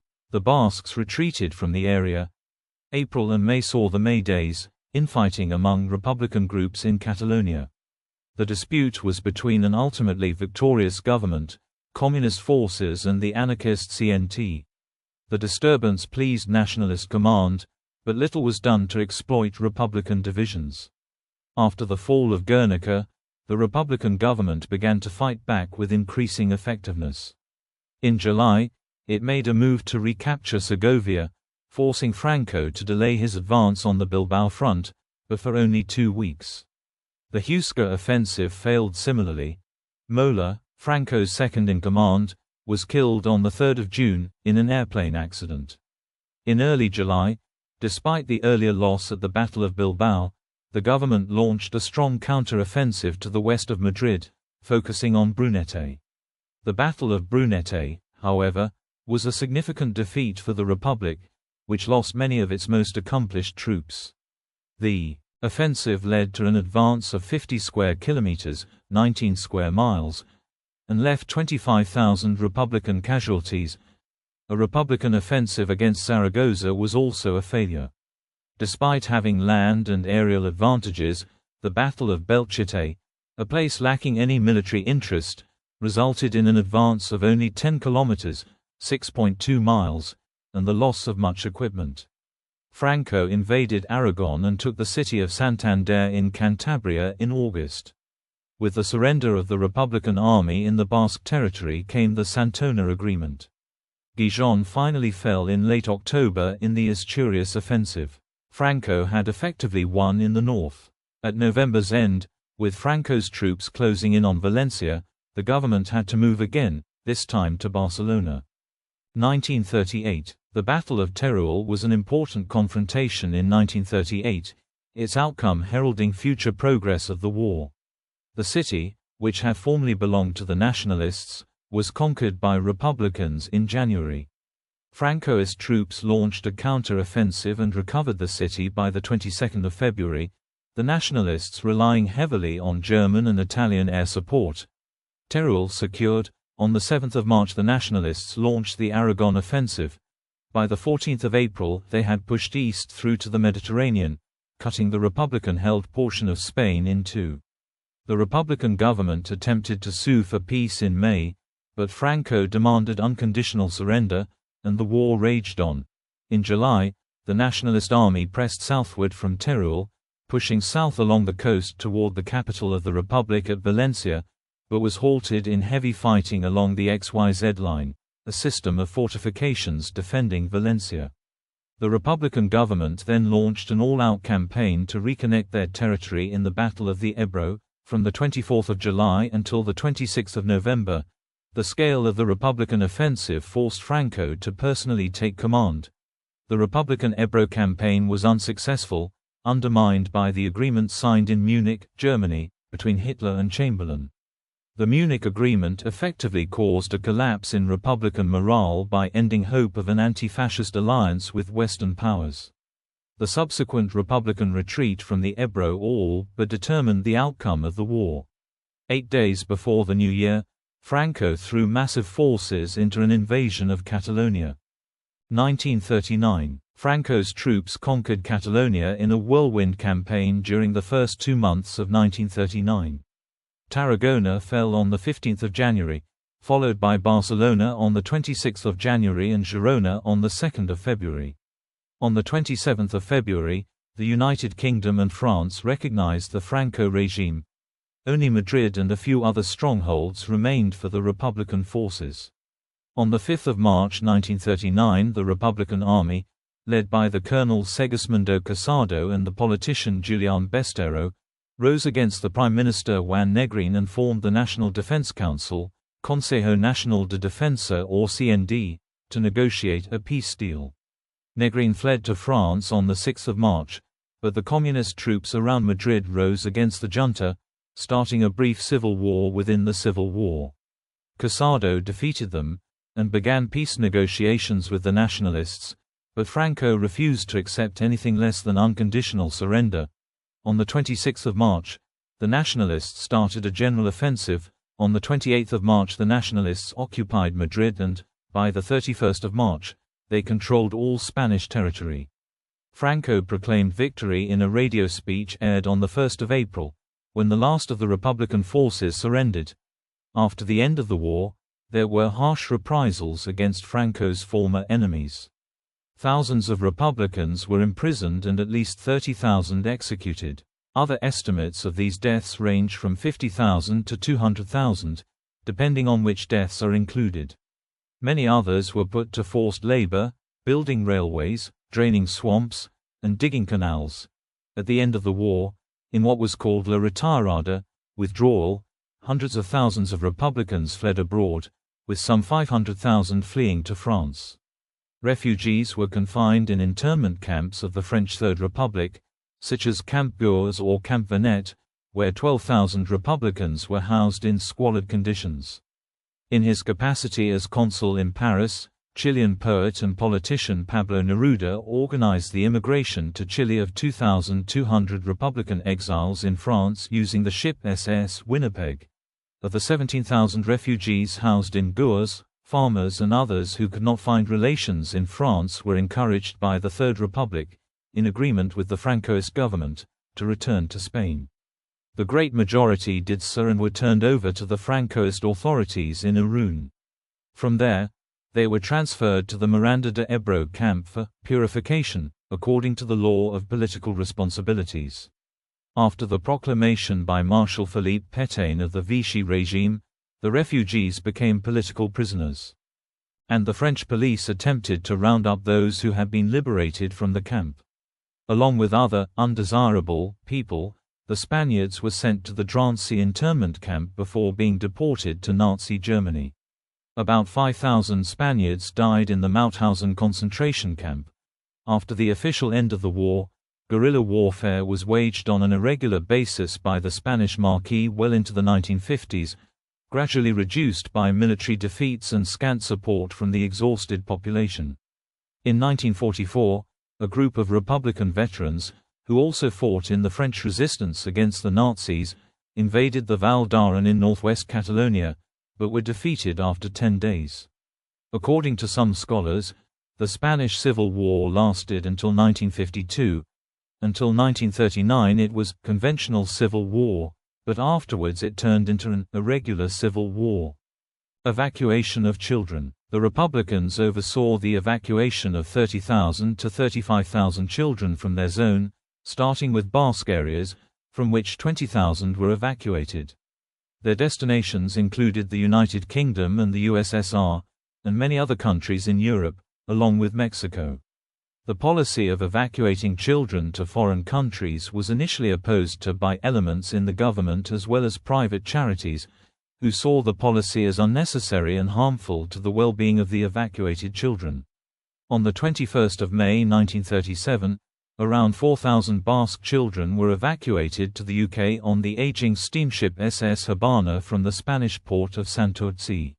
Upon their arrival 2 days later in Southampton, the children were sent to families all over England, with over 200 children accommodated in Wales.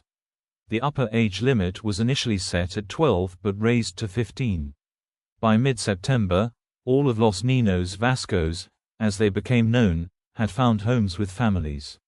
Most were repatriated to Spain after the war, but some 250 were still in Britain by the end of the Second World War in 1945 and some chose to settle there.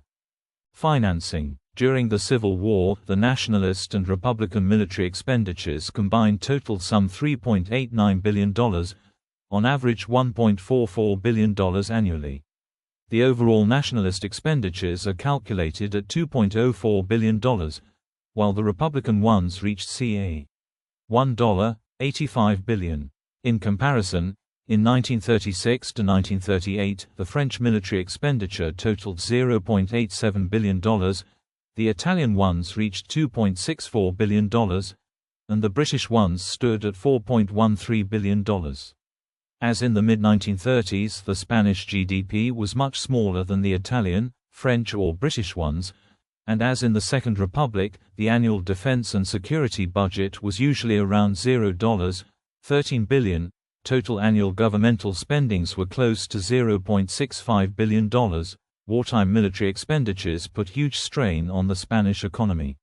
Financing the war posed enormous challenge for both the Nationalists and the Republicans. The two combatant parties followed similar financial strategies.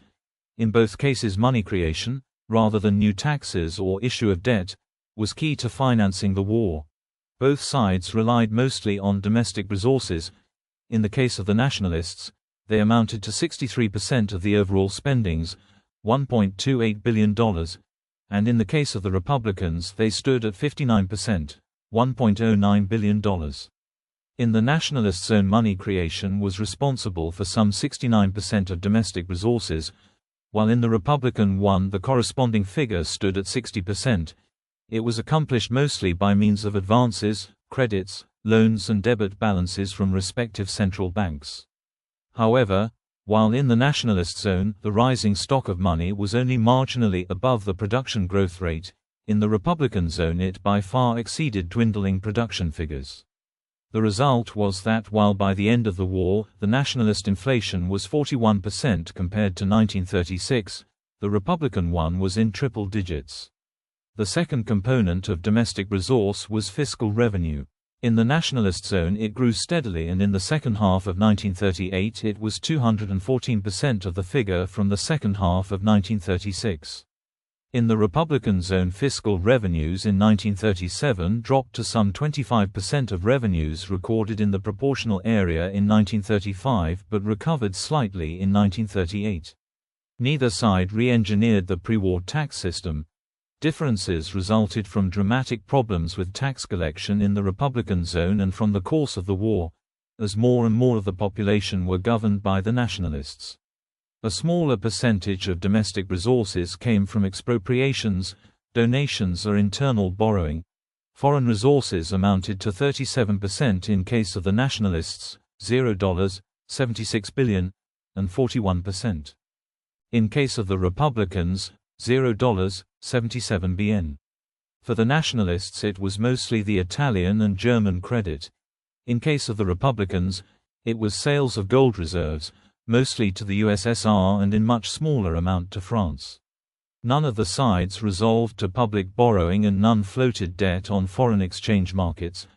Authors of recent studies suggest that given nationalist and Republican spendings were comparable, earlier theory pointing to Republican mismanagement of resources is no longer tenable. Instead, they claim that the Republicans failed to translate their resources into military victory largely because of constraints of the International Non-Intervention Agreement. They were forced to spend in excess of market prices and accept goods of lower quality.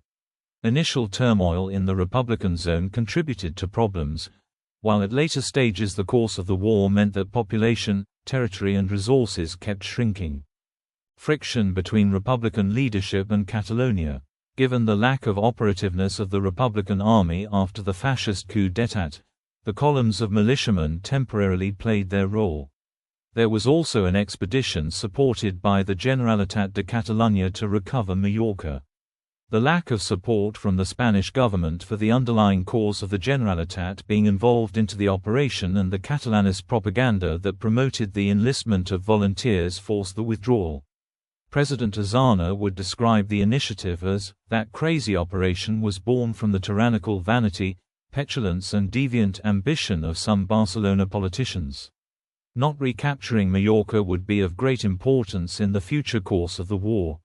The Republic, prevented from buying weapons abroad by the International Agreement of Neutrality, which both Germany and Italy ignored, urgently required war material. In this context, the Generalitat built a network of war industries converting civilian industries. When the Republican government moved to Barcelona in 1937, it took control of the war industries from the Generalitat. But under his control, production dropped dramatically, with the consequent impact on supplies to the war fronts. While this was happening, Prime Minister Negrin treated President companies with notable disloyalty, to the final point of abandoning him at the French border, after appropriating the Generalitat's reserve funds for exile. All of above can be illustrated with Negrin's statement collected by Julian Zugarzagoitia: "I am not waging war against Franco so that a stupid and sleazy separatism will return to us in Barcelona. I am waging war for Spain and for Spain, for greatness and for greatness. Those who assume otherwise are mistaken. There is only one nation, Spain." Before consenting to nationalist campaigns that lead us to dismemberment that I in no way admit, I would give way to Franco without any other condition than to get aside the Germans and Italians. Death toll. The death toll of the Spanish Civil War is far from clear and remains, especially in part related to war and post-war repression, a very controversial issue. Many general historiographic works, notably in Spain, refrain from advancing any figures. Massive historical series, encyclopedias or dictionaries provide no numbers or at best propose vague general descriptions. More detailed general history accounts produced by expert Spanish scholars often remain silent on the issue.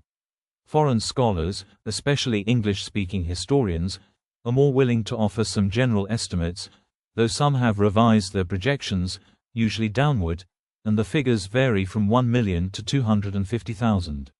Apart from bias, ill will, incompetence or changing access to sources, the differences result chiefly from categorization and methodology issues.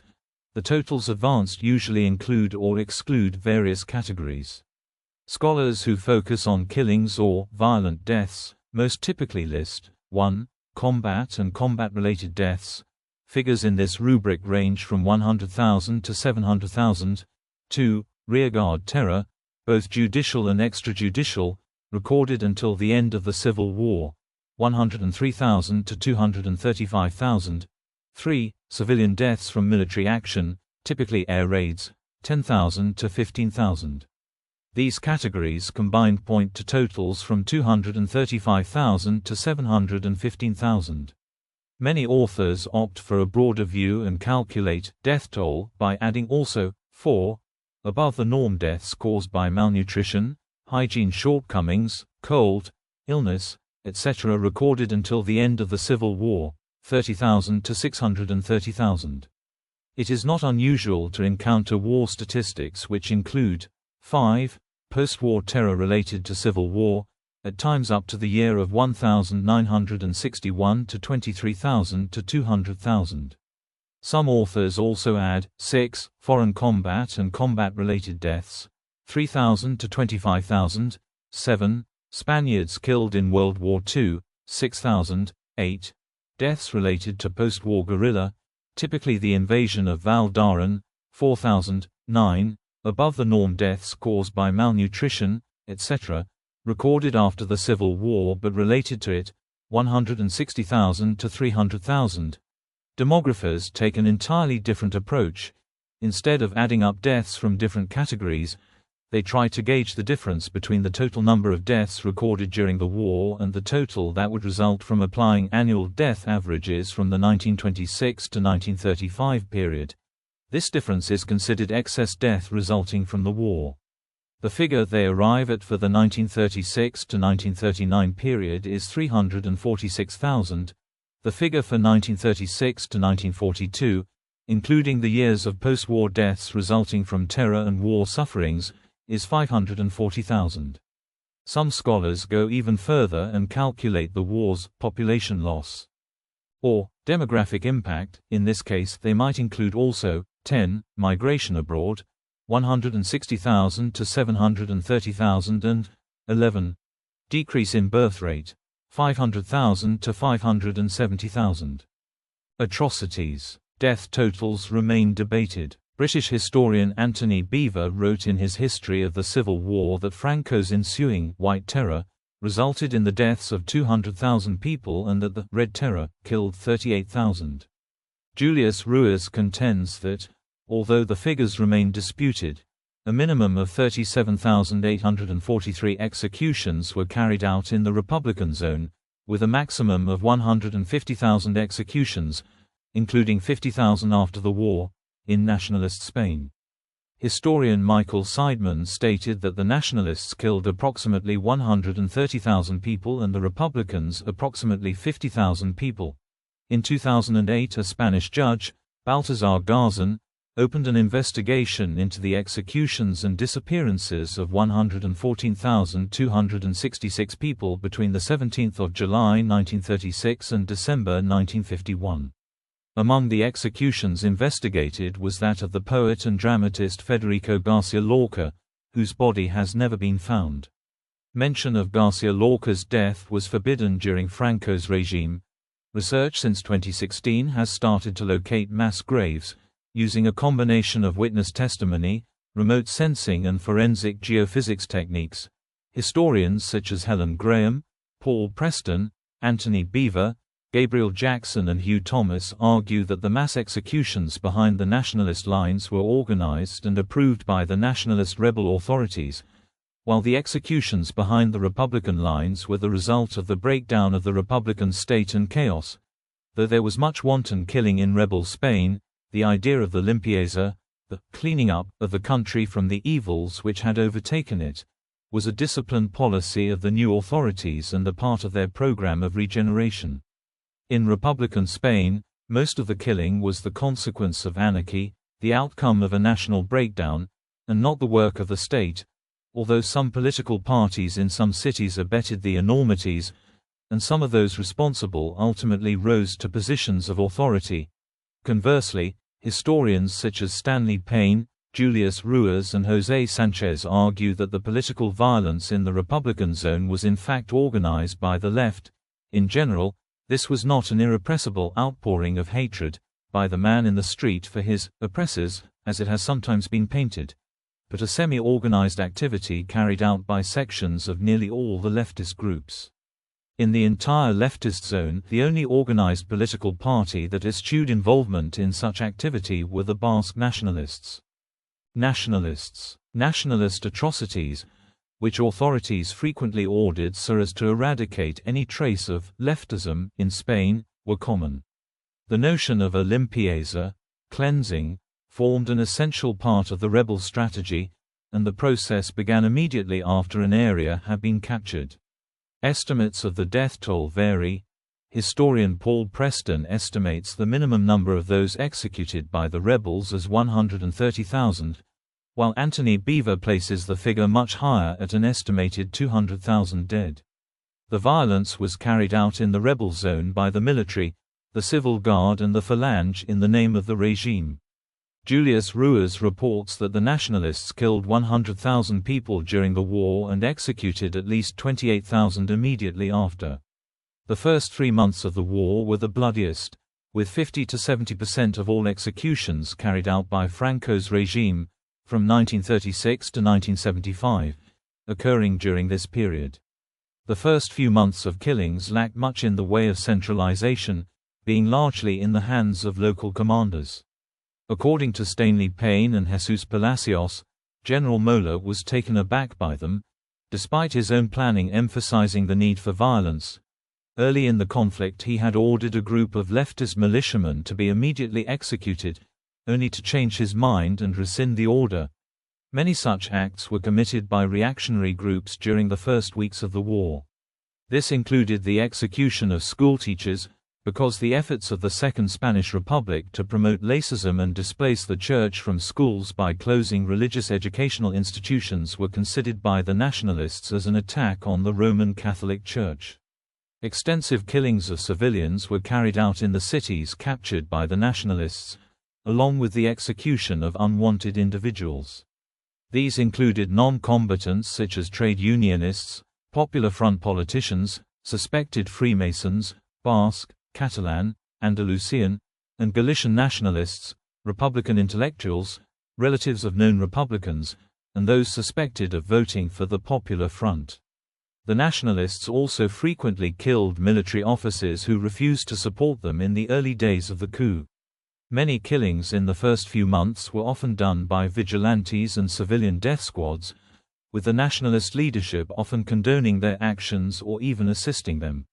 Post-war executions were conducted by military tribunal, though the accused had limited ways to defend themselves. A large number of the executed were done so for their political activities or positions they held under the Republic during the war, though those who committed their own killings under the Republic were also amongst executed as well. A 2010 analysis of Catalonia argued that nationalist executions were more likely to occur when they occupied an area that experienced greater prior violence, likely due to pro-nationalist civilians seeking revenge for earlier actions by denouncing others to the nationalist forces. Michael Seidman argues that the nationalists' greater death toll may be partially attributable to their military success resulting in territorial gains and thus more opportunities to enact violence against their enemies.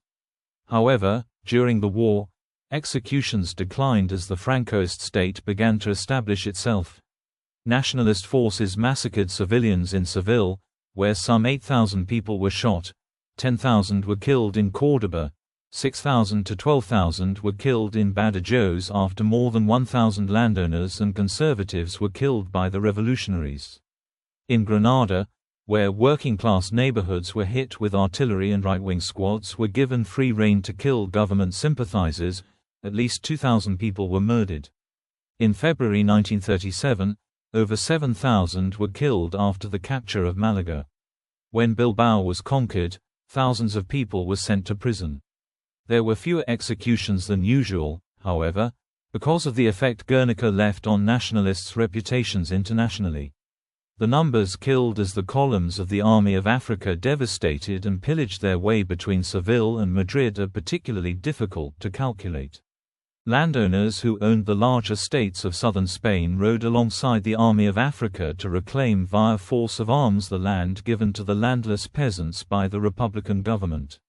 Rural workers were executed, and it was mockingly joked that they had received the land reform in the form of a burial plot. Nationalists also murdered Catholic clerics.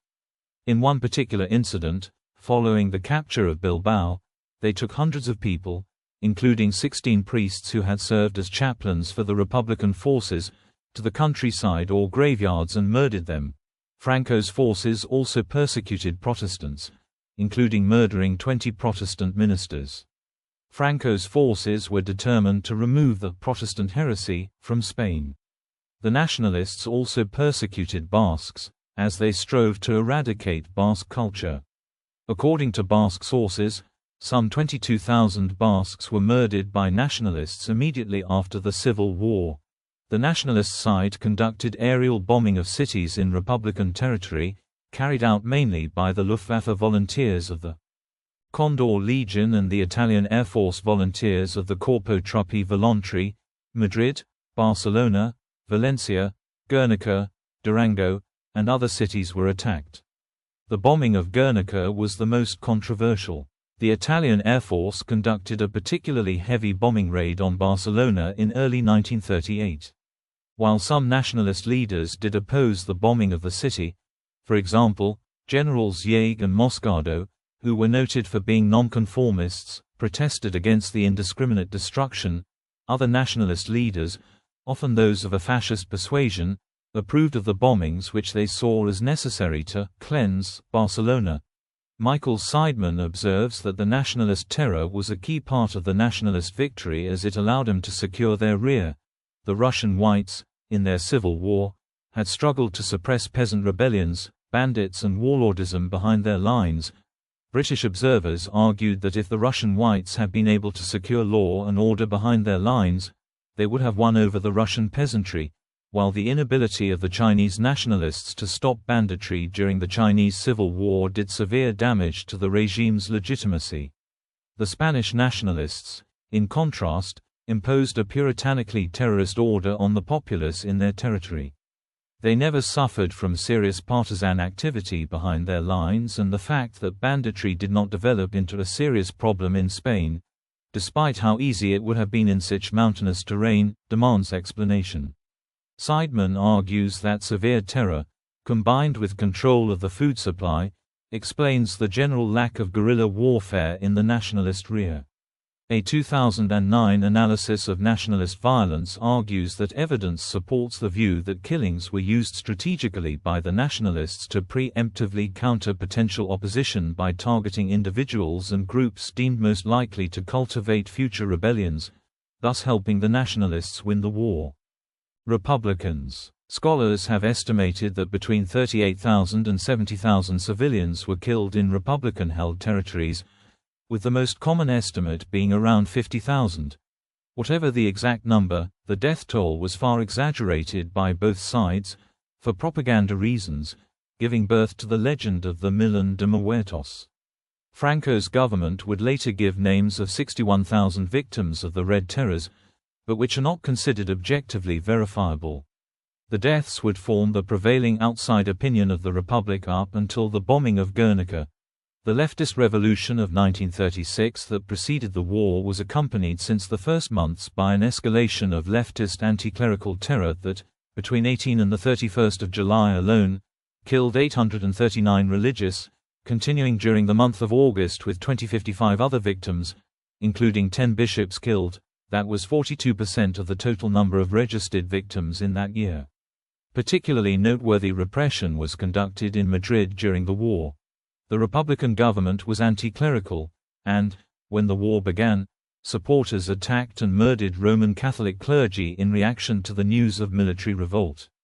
In his 1961 book, Spanish Archbishop Antonio Montero Merino, who at the time was director of the journal Ecclesia, wrote that 6,832 were killed during the war, including 4,184 priests, 2,365 monks and friars, and 283 nuns.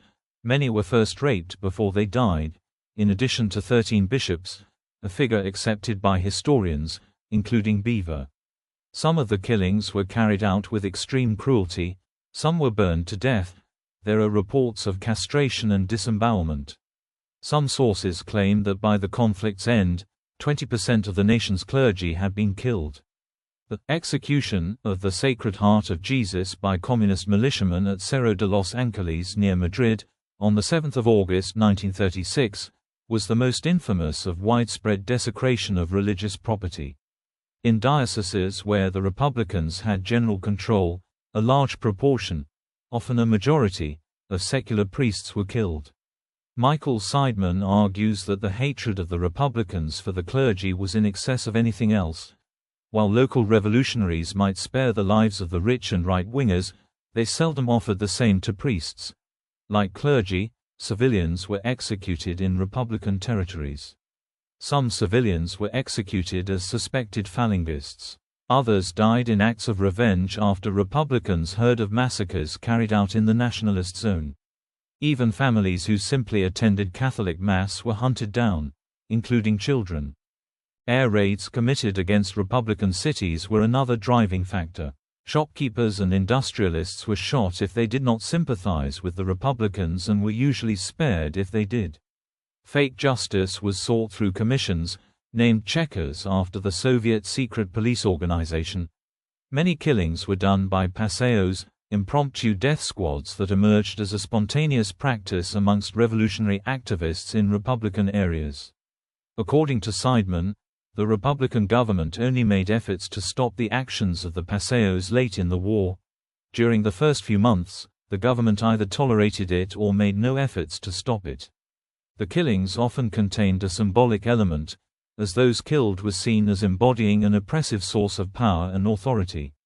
This was also why the Republicans would kill priests or employers who were not considered to personally have done anything wrong but were nonetheless seen as representing the old oppressive order that needed to be destroyed. There was infighting between the Republican factions, and the Communists following Stalinism declared the Workers' Party of Marxist Unification, POUM, an anti-Stalinist Communist Party, to be an illegal organization, along with the anarchists. The Stalinists betrayed and committed mass atrocities on the other Republican factions, such as torture and mass executions. George Orwell would record this in his Homage to Catalonia, as well as write 1984 and Animal Farm to criticize Stalinism. As pressure mounted with the increasing success of the Nationalists, many civilians were executed by councils and tribunals controlled by competing communist and anarchist groups.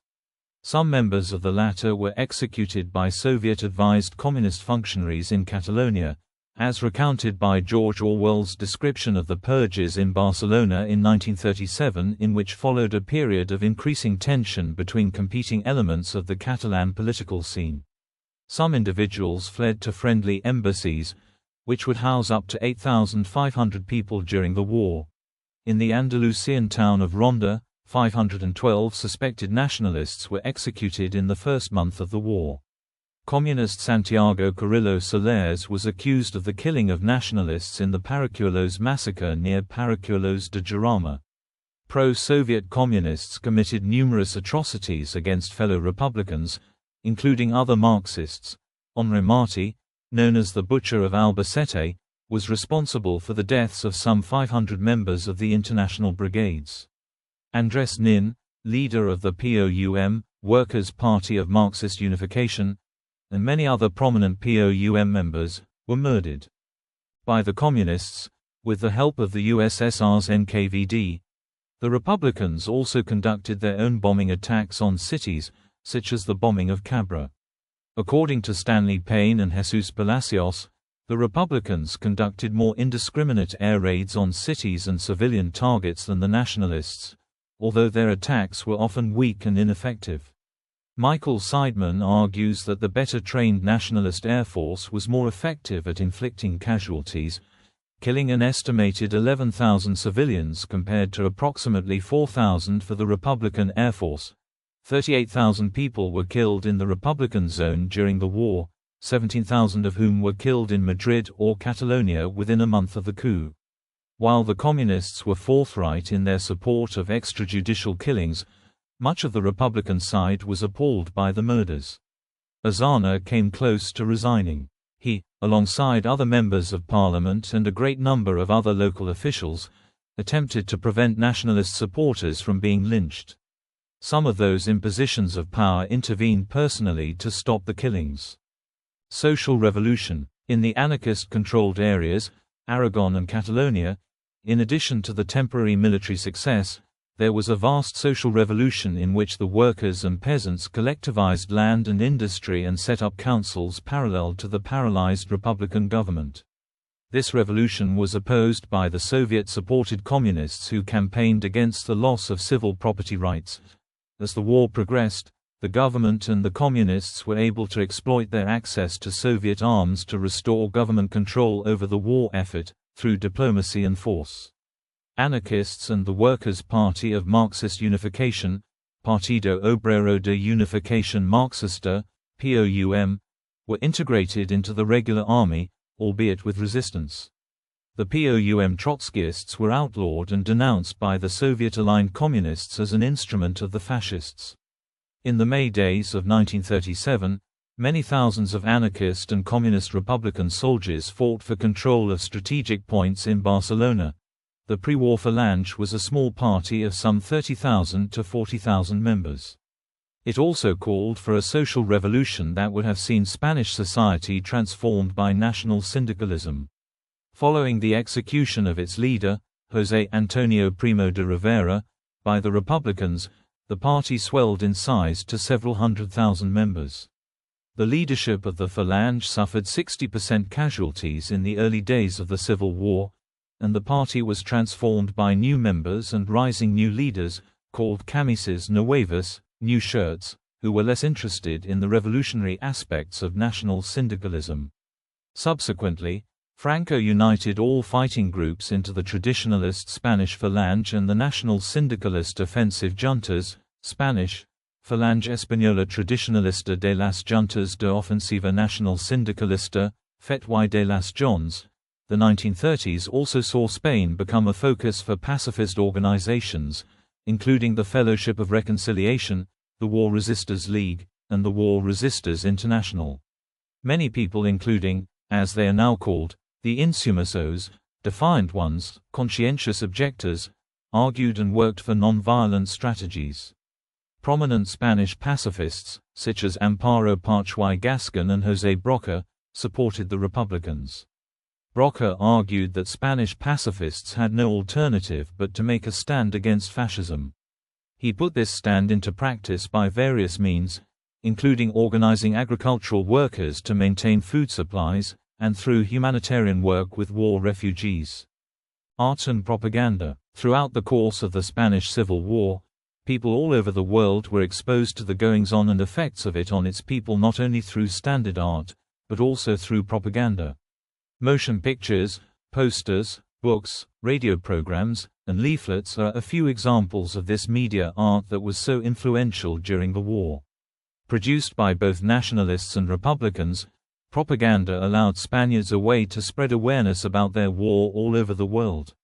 A film co-produced by famous early 20th century authors such as Ernest Hemingway and Lillian Hellman was used as a way to advertise Spain's need for military and monetary aid. This film, The Spanish Earth, premiered in America in July 1937. In 1938, George Orwell's Homage to Catalonia, a personal account of his experiences and observations in the war, was published in the United Kingdom. In 1939, Jean-Paul Sartre published in France a short story, The Wall, in which he describes the last night of prisoners of war sentenced to death by shooting. Leading works of sculpture include Alberto Sánchez Pérez's El Pueblo Español tiene un camino que conduce una estrella, The Spanish People Have a Path That Leads to a Star, a 12.5 meters monolith constructed out of plaster representing the struggle for a socialist utopia. Julio González's La Montserrat, an anti-war work which shares its title with a mountain near Barcelona, is created from a sheet of iron which has been hammered and welded to create a peasant mother carrying a small child in one arm and a sickle in the other. And Alexander Calder's Fuente de Mercurio, Mercury Fountain, a protest work by the American against the nationalist forced control of Almaden and the mercury mines there. Salvador Dalí responded to the conflict in his homeland with two powerful oil paintings in 1936, Soft Construction with Boiled Beans, A Premonition of Civil War, Philadelphia Museum of Art, and Autumnal Cannibalism, Tate Modern, London. Of the former, the art historian Robert Hughes stated, Salvador Dalí appropriated the horizontal thigh of Goya's Crouching Saturn for the hybrid monster in the painting Soft Construction with Boiled Beans, Premonition of Civil War, which rather than Picasso's Guernica, is the finest single work of visual art inspired by the Spanish Civil War. 383p. On the later, Dalí commented, these Iberian beings mutually devouring each other correspond to the pathos of civil war considered as a pure phenomenon of natural history as opposed to Picasso who considered it a political phenomenon. 223p. Pablo Picasso painted Guernica in 1937, inspired by the bombing of Guernica and influenced by Leonardo da Vinci's Battle of Anghiari. Guernica, like many important Republican masterpieces, was featured at the 1937 International Exhibition in Paris. The work's size, 11 feet by 25.6 feet, grabbed much attention and cast the horrors of the mounting Spanish civil unrest into a global spotlight. The painting has since been heralded as an anti-war work and a symbol of peace in the 20th century. Joan Miró created El Segador, the Reaper, in 1937, formerly titled El Campesino Catalán en Rebeldia, Catalan Peasant in Revolt, which spans some 18 by 12 feet, 5.5 by 3.7 meters, and depicted a peasant brandishing a sickle in the air, to which Miró commented that the sickle is not a communist symbol. It is the reaper's symbol, the tool of his work, and, when his freedom is threatened, his weapon. This work, also featured at the 1937 International Exhibition in Paris, was shipped back to the Spanish Republic's capital in Valencia following the exhibition, but has since gone missing or has been destroyed. The Army of Africa would feature a place in propaganda on both sides, due to the complex history of the army and Spanish colonialism in North Africa. Both sides would invent different characters of the Moorish troops, drawing on a wide range of historical symbols, cultural prejudices and racial stereotypes. The Army of Africa would be used as part of a propaganda campaign by both sides to portray the other side as foreign invaders attacking from outside the national community, while portraying their own as representing true Spain. Consequences. Economic effects. Costs for the war on both sides were very high. Monetary resources on the Republican side were completely drained from weapons acquisition. On the Nationalist side, the biggest losses came after the conflict, when they had to let Germany exploit the country's mining resources, so until the beginning of World War II, they barely had the chance to make any profit. Victims. The number of civilian victims is still being discussed, with some estimating approximately 500,000 victims, while others go as high as 1 million. These deaths were not only due to combat, but also executions, which were especially well organized and systematic on the Nationalist side, being more disorganized on the Republican side, mainly caused by loss of control of the armed masses by the government. However, the 500,000 death toll does not include deaths by malnutrition, hunger or diseases brought about by the war. Francoist repression after the war and Republican exile. After the war, the Francoist regime initiated a repressive process against the losing side, cleansing of sorts against anything or anyone associated with the Republic. This process led many to exile or death. Exile happened in 3 waves. The first one was during the Northern Campaign, March to November 1937, followed by a second wave, called La Retirada, after the fall of Catalonia, January to February 1939, in which about 500,000 people fled to France. The French authorities had to improvise concentration camps, with such hard conditions that almost half of the exiled Spaniards returned. The third wave occurred after the war, at the end of March 1939, when thousands of Republicans tried to board ships to exile, although few succeeded. International relations. The political and emotional repercussions of the war transcended the national scale, becoming a precursor to the Second World War. The war has frequently been described by historians as the prelude to, or the opening round of, the Second World War, as part of an international battle against fascism. Historian Stanley Payne suggests that this view is an incorrect summary of the geopolitical position of the interwar period, arguing that the international alliance that was created in December 1941, once the United States entered the Second World War, was politically much broader than the Spanish Popular Front. The Spanish Civil War, Payne argues, was thus a far more clear-cut revolutionary and counter-revolutionary struggle between the left and right wings, while the Second World War initially had fascists and communist powers on the same side with the combined Nazi-Soviet invasion of Poland. Payne suggests that instead the Civil War was the last of the revolutionary crises that emerged from the First World War, observing it had parallels such as the complete revolutionary breakdown of domestic institutions, the development of full-scale revolutionary and counter-revolutionary struggles, the development of a typical post-WW1 communist force in the form of the People's Army, an extreme exacerbation of nationalism, the frequent use of WW1-style military weapons and tactics, and the fact that it was not the product of the plan of any of the major powers, making it more similar to the post-WW1 crises which arose after the Treaty of Versailles. After the war, Spanish policy leaned heavily towards Germany, Portugal and Italy, since they had been the greatest nationalist supporters and aligned with Spain ideologically. However, the end of the Civil War and later the Second World War saw the isolation of the country from most other nations until the 1950s, in which the American anti-communist international policy favored having a far-right and extremely anti-communist ally in Europe. Interpretations. Civil War in perspective. There have been numerous attempts to define the Spanish Civil War in terms of its key mechanism, prevailing logic and dominant conflict line. Many of these interpretations strove also to identify the conflict in terms of major threads of continental or even global history. These attempts might not differ much from propaganda, advanced by both warring parties or their sympathizers. They might form part of broad public discourse, either in Spain or abroad. They might also belong to professional academic historiographic debate. Major theories are listed in the below table.